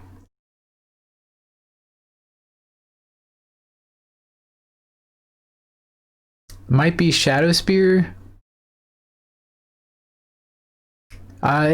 We might are supposed to take one of their 1-drops, but the likelihood that they just find the second land off the top is pretty high at this point in the game. They're like 40% to find a land. Well, they have the Core Outfitter. They have that.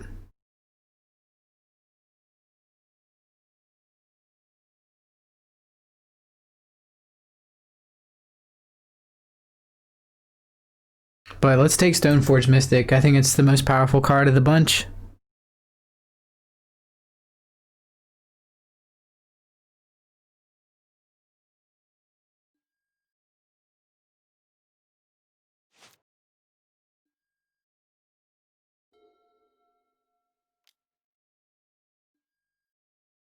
Alright, Giver of Runes.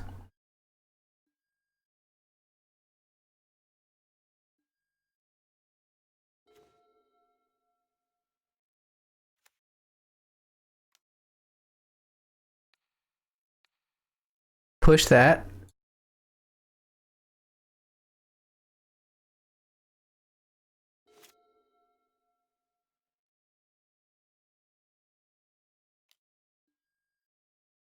They cast Steel Shaper's Gift.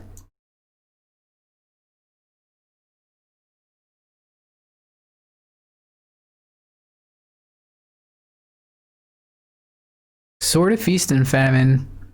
I was actually expecting the Paradise Mantle, the one that makes mana.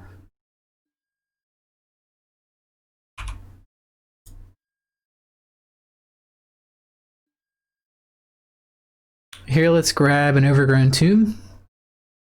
No, maybe it's Stomping Grounds here. We have an Overgrown Tomb in hand.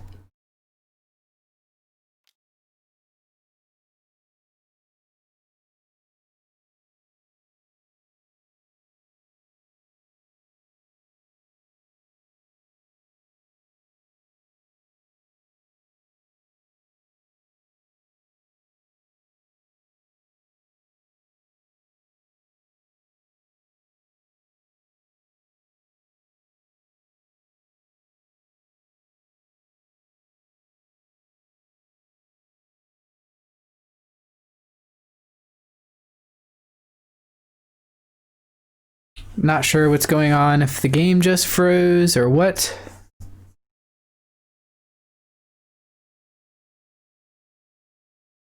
think we might just be waiting for the opponent to pass priority. But I see my little thing spinning here.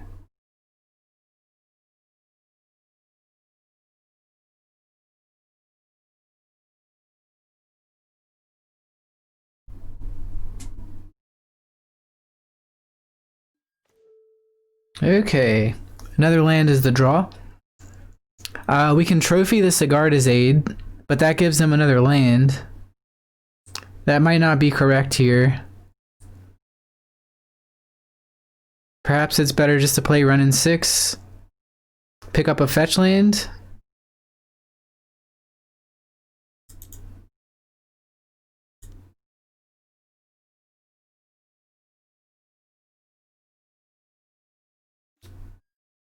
And we'll draw a card with run in 6. Play that as our land for turn. Well, we'll play Overgrown Tomb tapped here.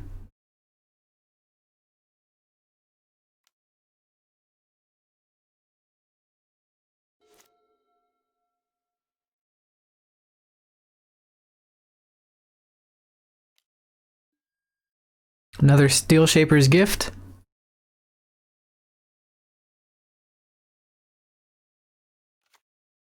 There's Colossus Hammer.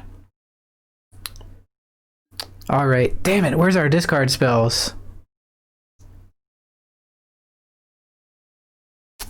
So the way that Core Outfitter works, when it enters the battlefield, attach target equipment you control to target creature you control.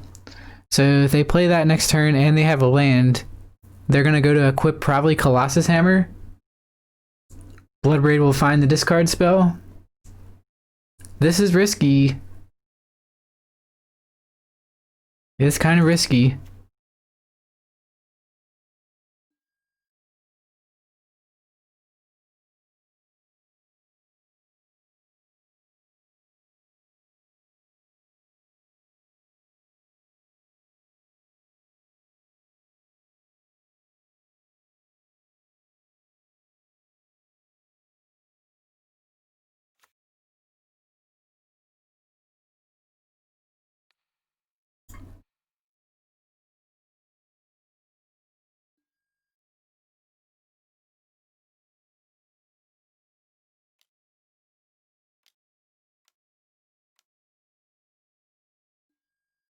There it is.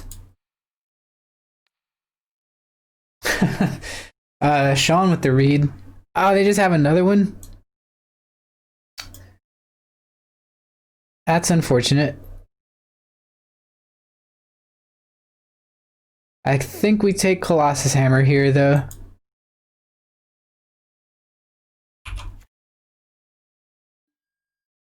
Everything else seems kind of beatable.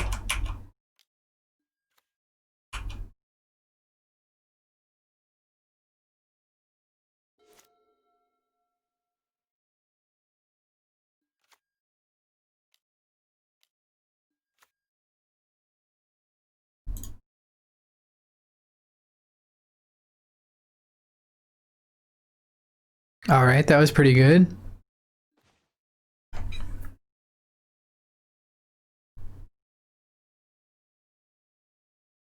So, are we killing the Shadow Spear or the Core Outfitter?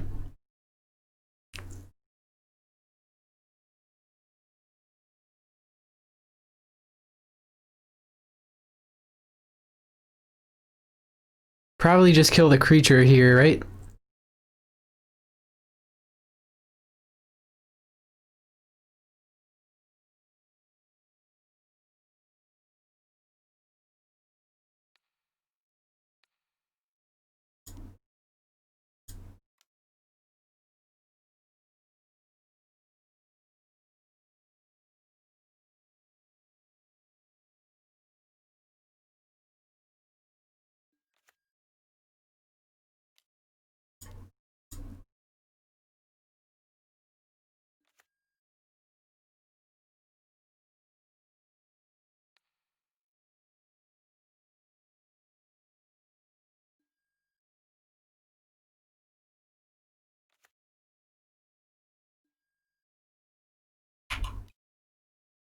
Attack with the Bloodbraid Elf.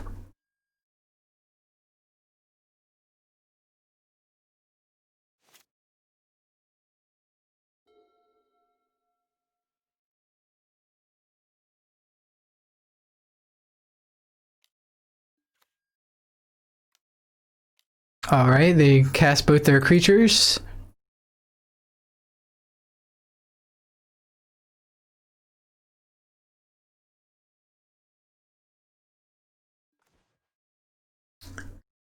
Hmm.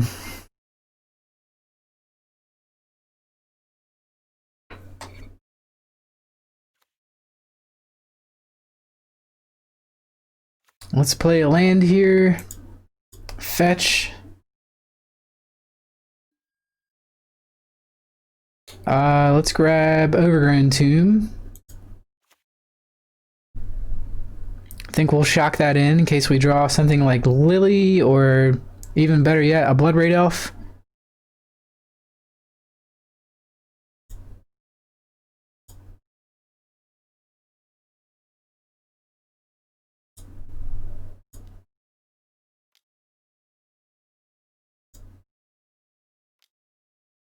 Go ahead and play Spyro here, looking for removal.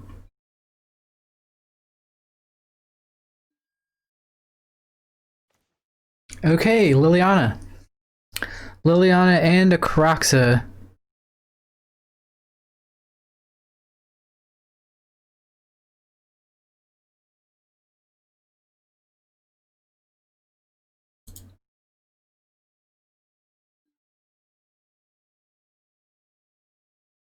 Here I think we move to combat.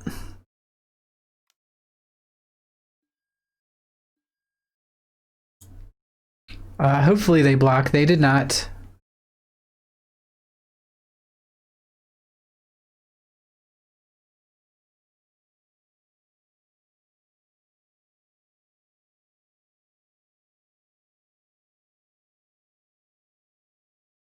Debating on if Kroxa trigger here is better than Liliana minus. Okay, that's actually pretty heads up.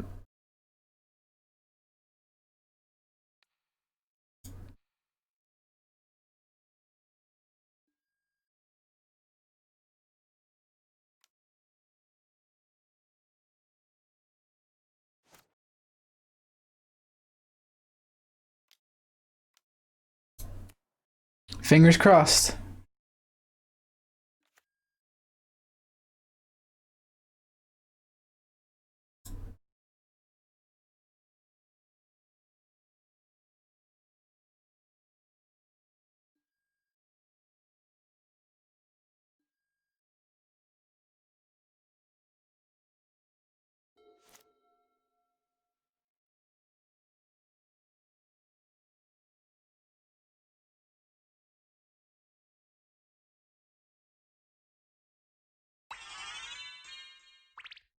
Gui Spiller, thanks for diving into the Shark Tank. I hope you're having an awesome day. If it's your first time here, you feel like chiming in chat, let us know your favorite cards, favorite formats, and all that good stuff. Would love to know more about you. Appreciate the follow.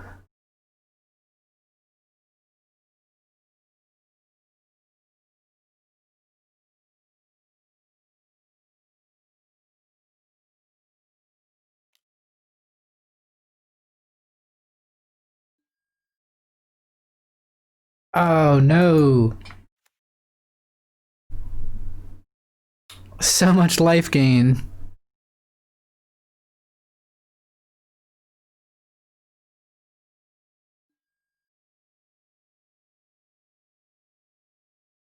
That's game.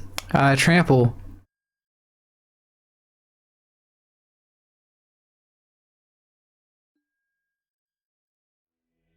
So close.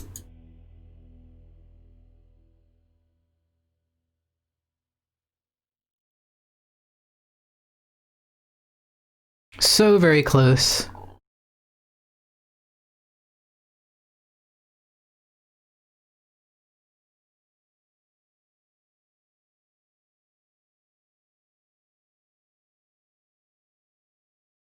Nice to meet you. I'm Chuck.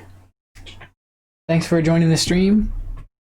It's been quite a rough league, but we got another one coming up after this.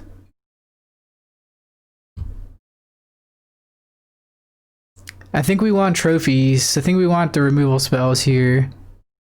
So these 6 cards I think are coming in. And Renin 6 doesn't really seem all that fantastic.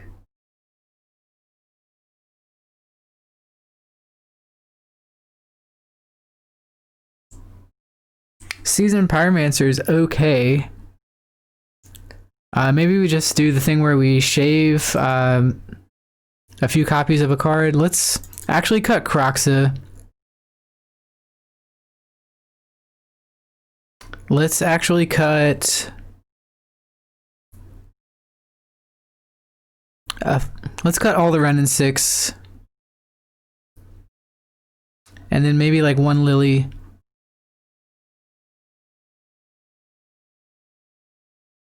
I could have the matchup all wrong. Maybe Seasoned Pyromancer doesn't do anything.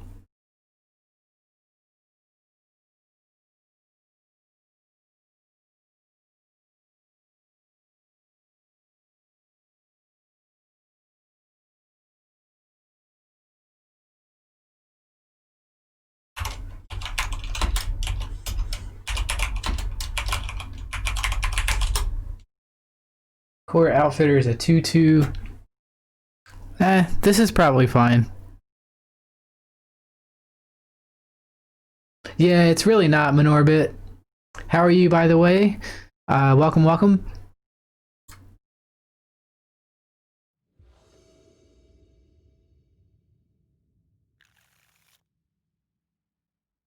Snapkeep.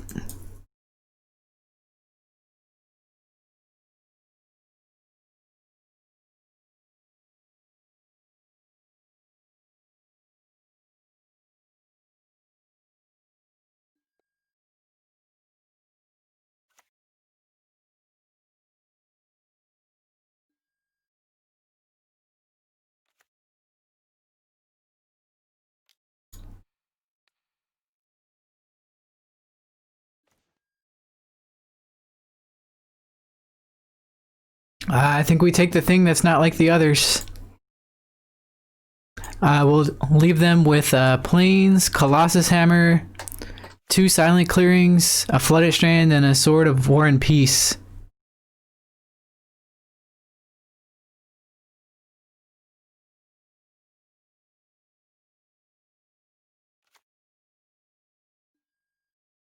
Jund is very fun, and my favorite deck to play of all time, I think.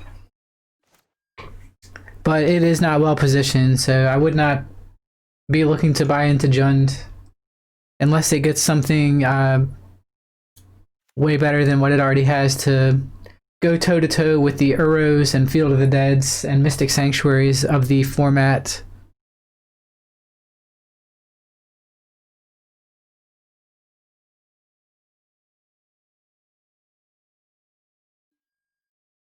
What is for lunch? It's about that time here. It's 11:20 something. You can't mention food without telling us what is the food.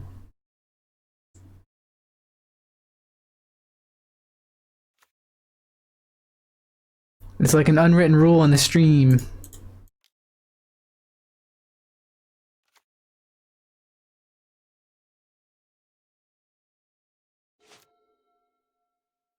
Here we just jam Collector Roof and pray that it survives.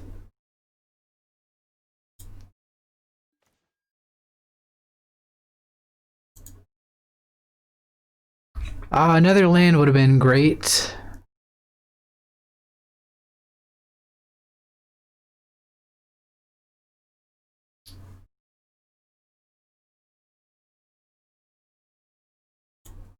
So here I think we just attack.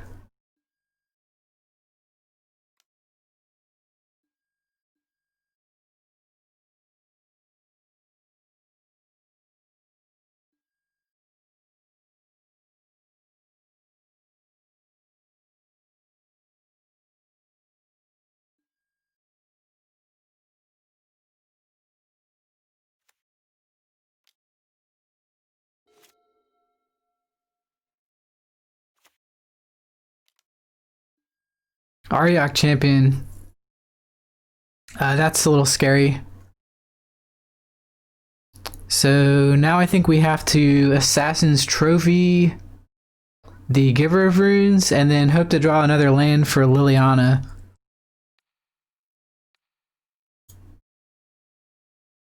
But we'll wait till their ends. No, it's too late if we wait till their ends. No, it's not. It's fine. So we'll yield until their end step.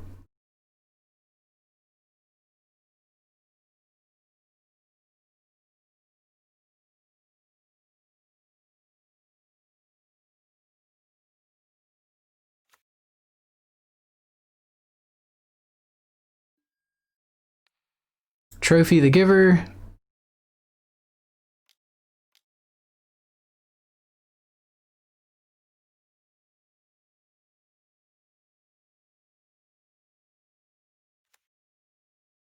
Come on, third land. There it is. Bingo, bango, the bongos.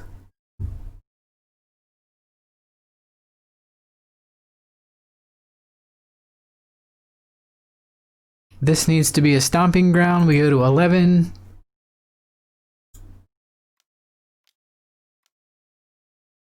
Play Liliana. Minus. Get the Ariak champion off the table.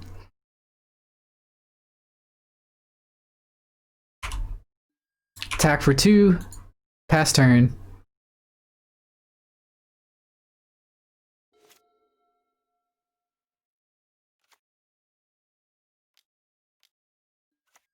Ah, come on.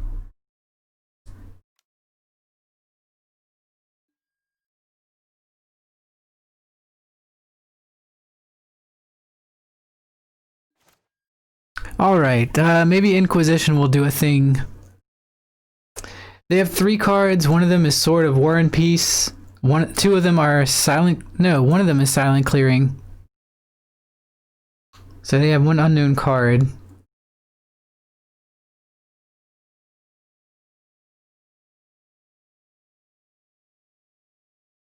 We can do a thing where we plus discard.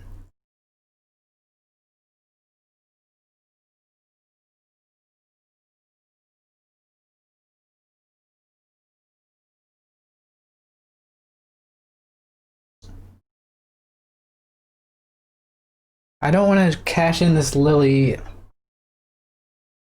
for just to get rid of Ariak Champion, but it's the only way that we can remove the card. So I guess we have to do what we have to do. Feels bad though. Yeah.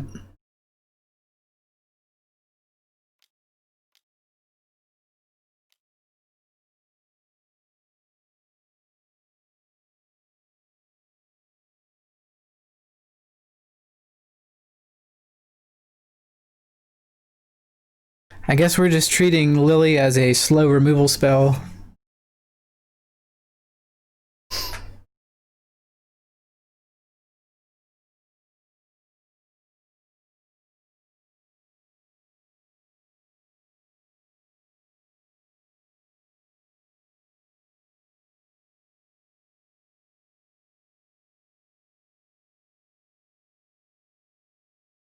There's a lot of close options here.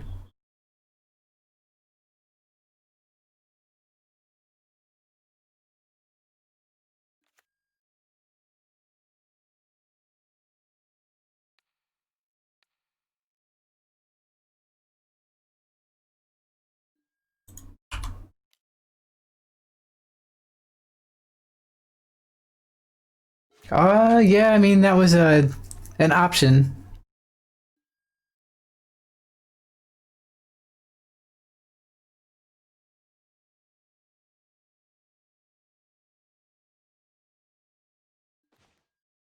All right.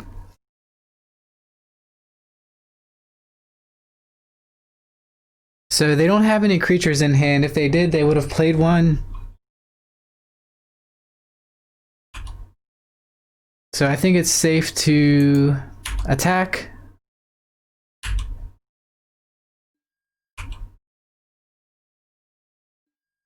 And let's play Spyro here.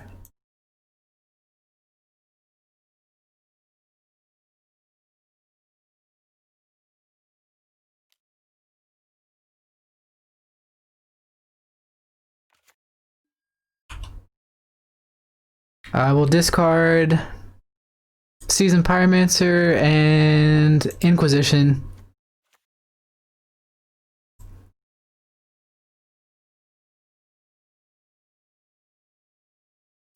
Plus, discard Inquisition.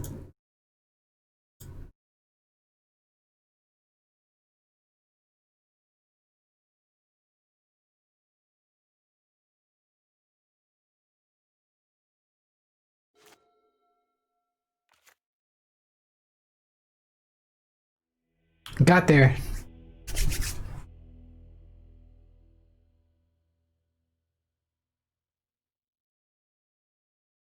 Our clock was too strong.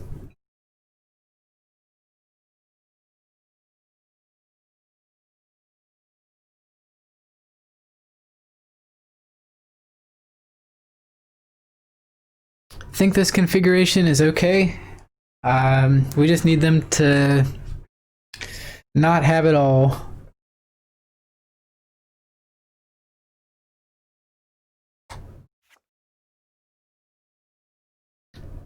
Given that we didn't really consider Ariok champions, perhaps Plague Engineer naming human can do a thing.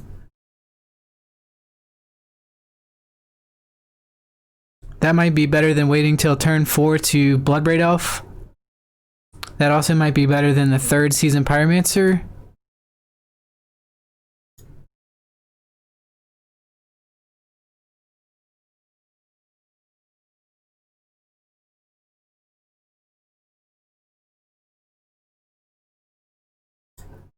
I'll actually shave on a copy of Bloodbraid Elf. Plague Engineer naming humans, I think, could be beneficial. This hand is very bad.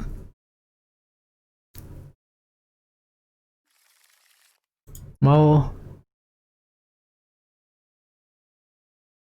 I think I'm priced into keeping this one.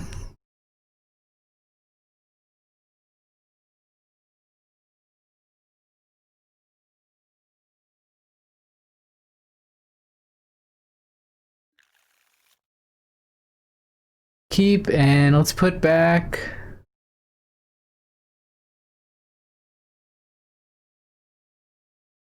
I think it's the second Tarmogoyf.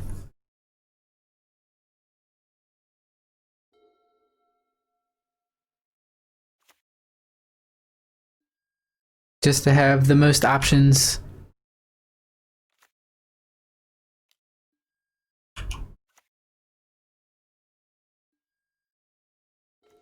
Okay, Trophy was a pretty good draw there.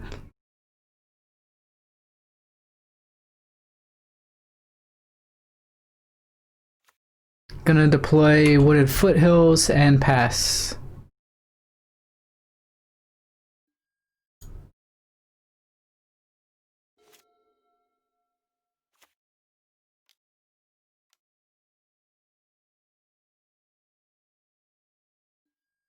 Ariok champion again.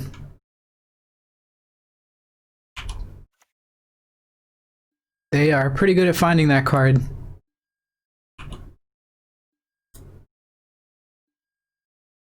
Here we'll grab Blood Crypt. And we found a mountain, so, or excuse me, yeah, we have found a mountain, so we have Plague Engineer now.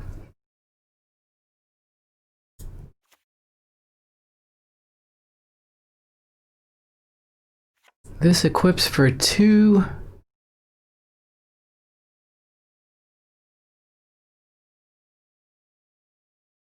think we have to forego casting Tarmogoyf this turn to trophy the Shadow Spear. So we'll set a stop on their draw step.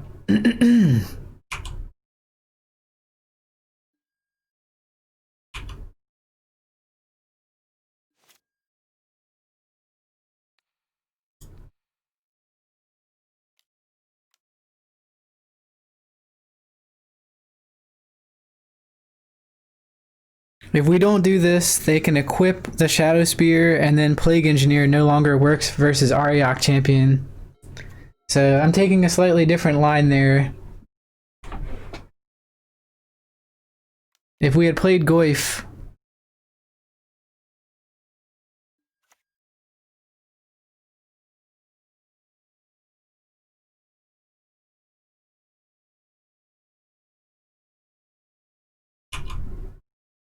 all I'm worried about is getting this off the table, and then everything else is just like what we draw dependent.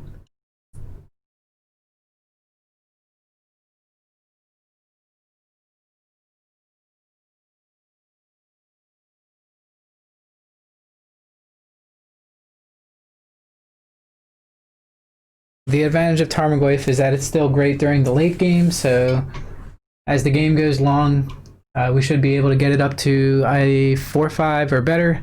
As long as they don't play Rest in Peace, you know, that's the one caveat. So we take one.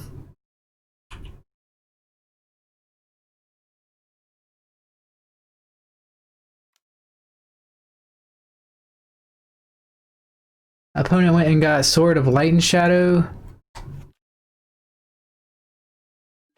Stone Coil Serpent. Didn't expect that one. Did not expect that one, opponent.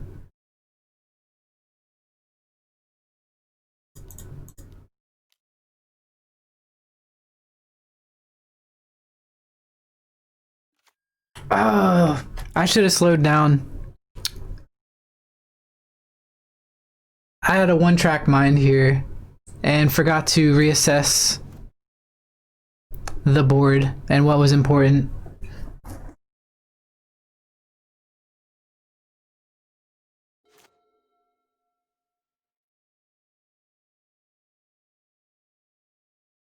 Yeah, I messed up. Hey, Scrub Dog, how are you?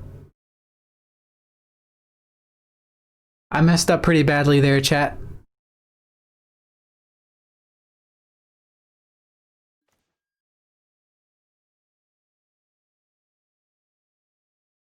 So now we can kind of do all the things, only they get to put a Sword of Light and Shadow in. SSDD, same stuff, different day. Same day, different Jund list. Or, I don't know. You get the idea.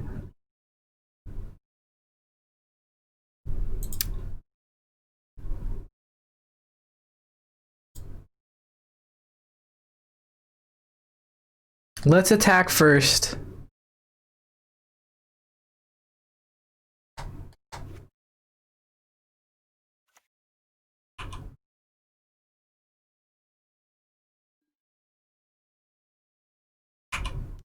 Maybe they'll make a bad block.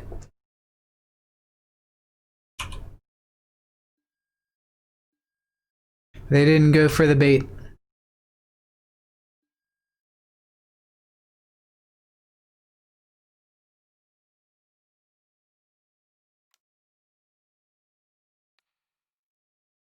Well, I guess we bolt the Stoneforge Mystic. I should have held up the removal. I'm playing pretty bad here.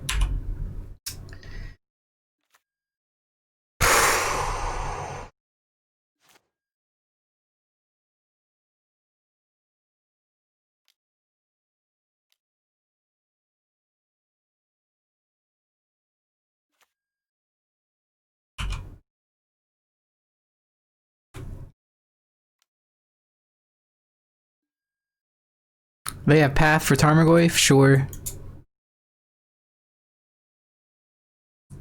I think that's a game 2 card.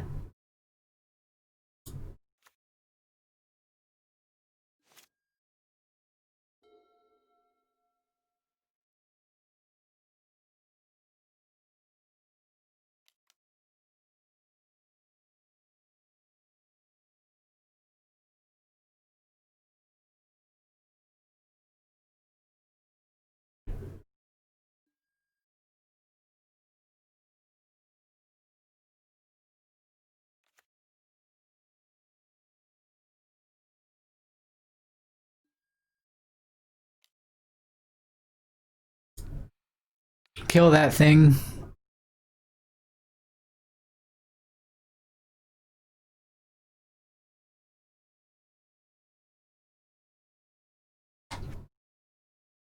Alright, this actually works out well.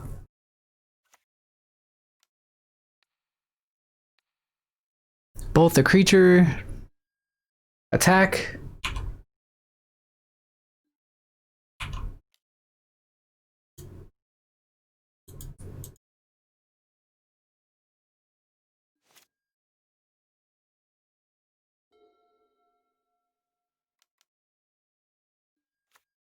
They found Stoneforge Mystic.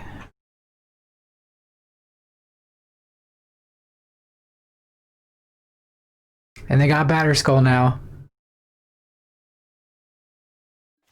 Shit.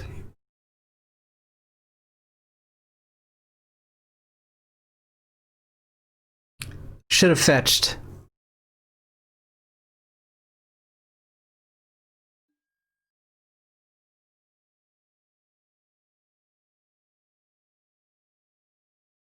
So we have a turn to find an answer to Batterskull.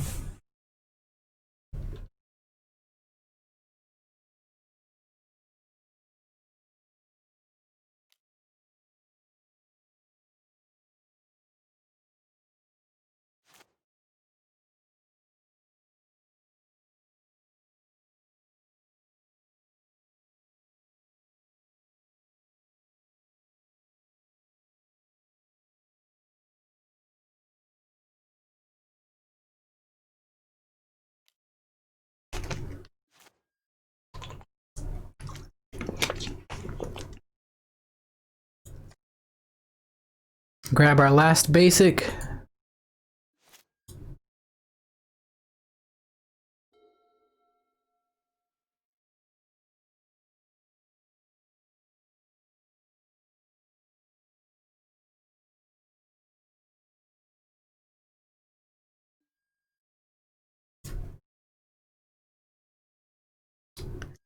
Come on, Kolaghan's Command. I believe, I believe. Okay, Bloodbraid Elf.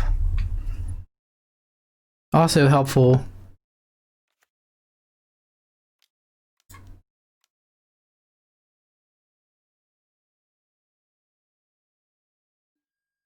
Tarmogoyf. I'll take it.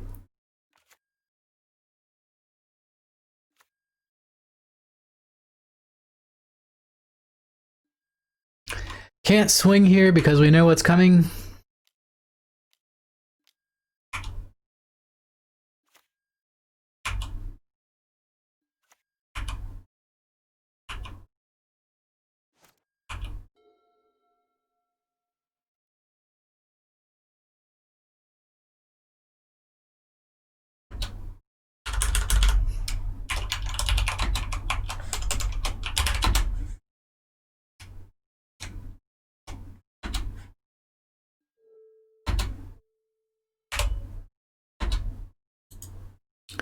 Yep, that's probably gonna be game.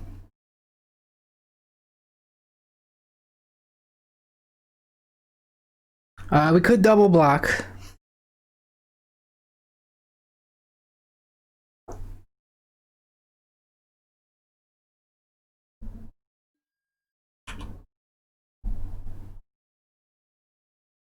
I actually think we're supposed to double block this.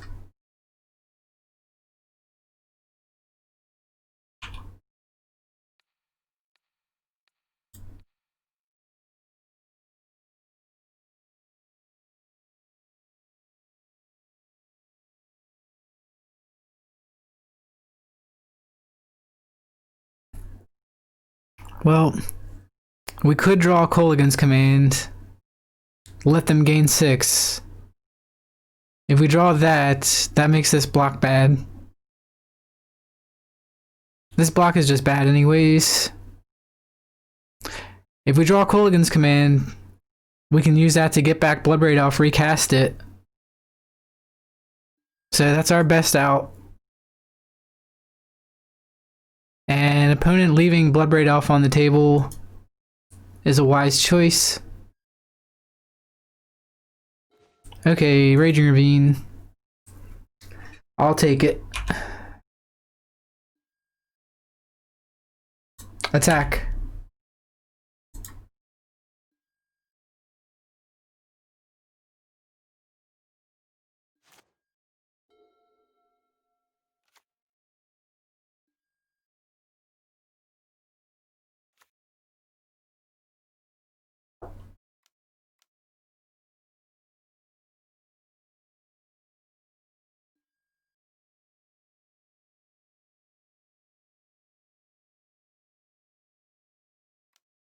Yep, now they start to snowball advantage with the sword triggers.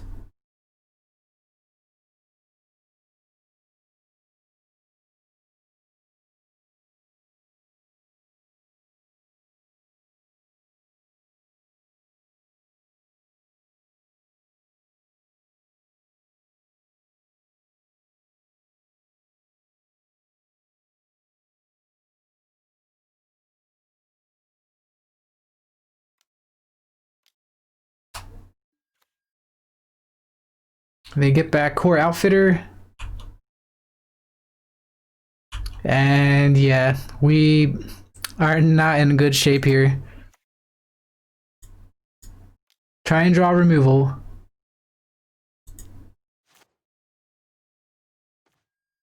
Okay, Assassin's Trophy, that helps.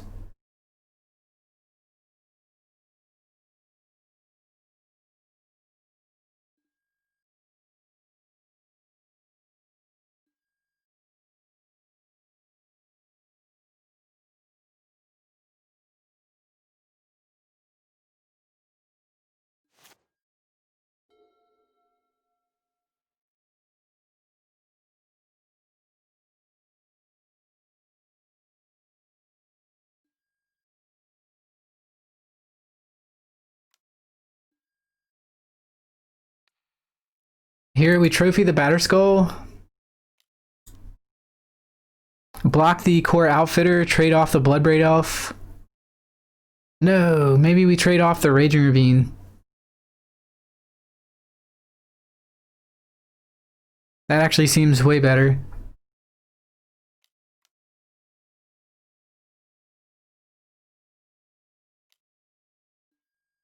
Oh, they can return it to hand. Should have gone after the creature.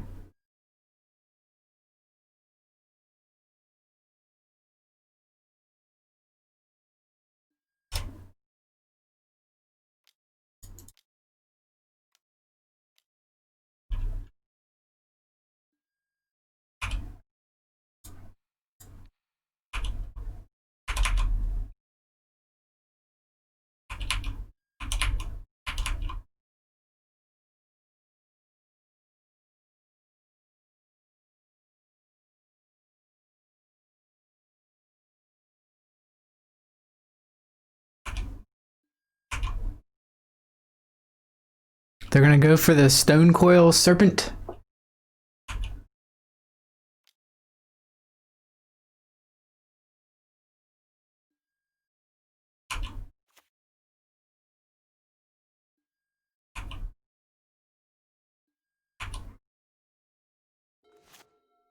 Right, another land. We flooded out hard this game.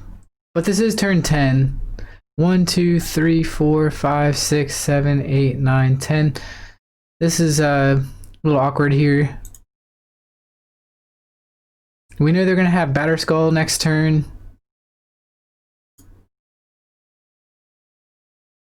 So we need to pass a turn holding up Raging Ravine activation.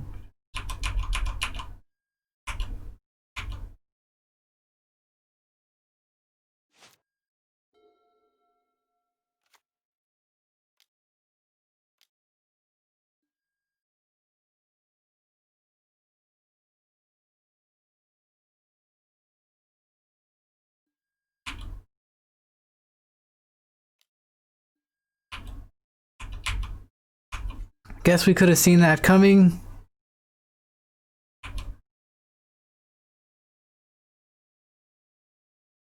And that means the attack with Raging Ravine last turn was free.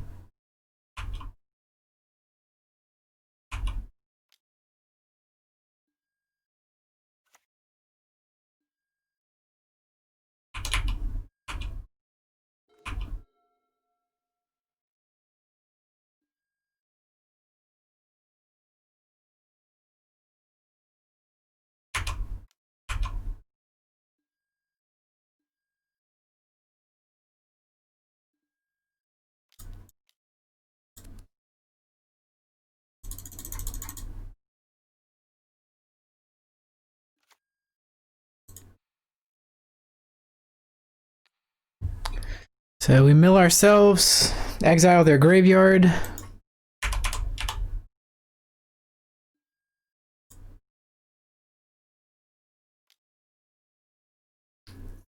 Don't think I played this match correctly.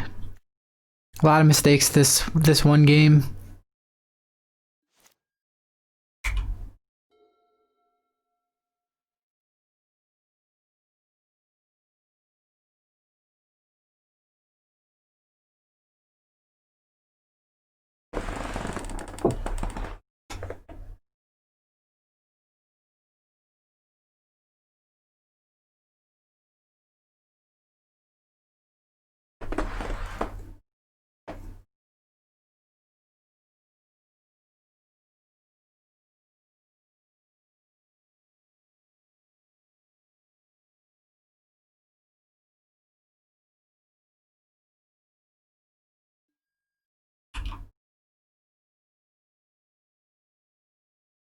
All they have to do is attack with everything, and we lose.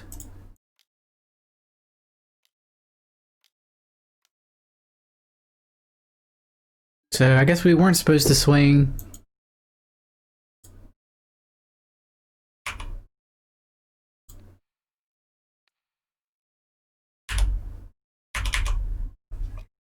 They got us.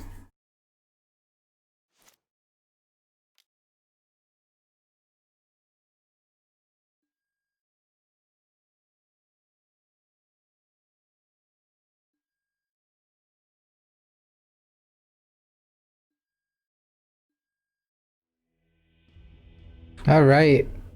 So 1-4 on the day.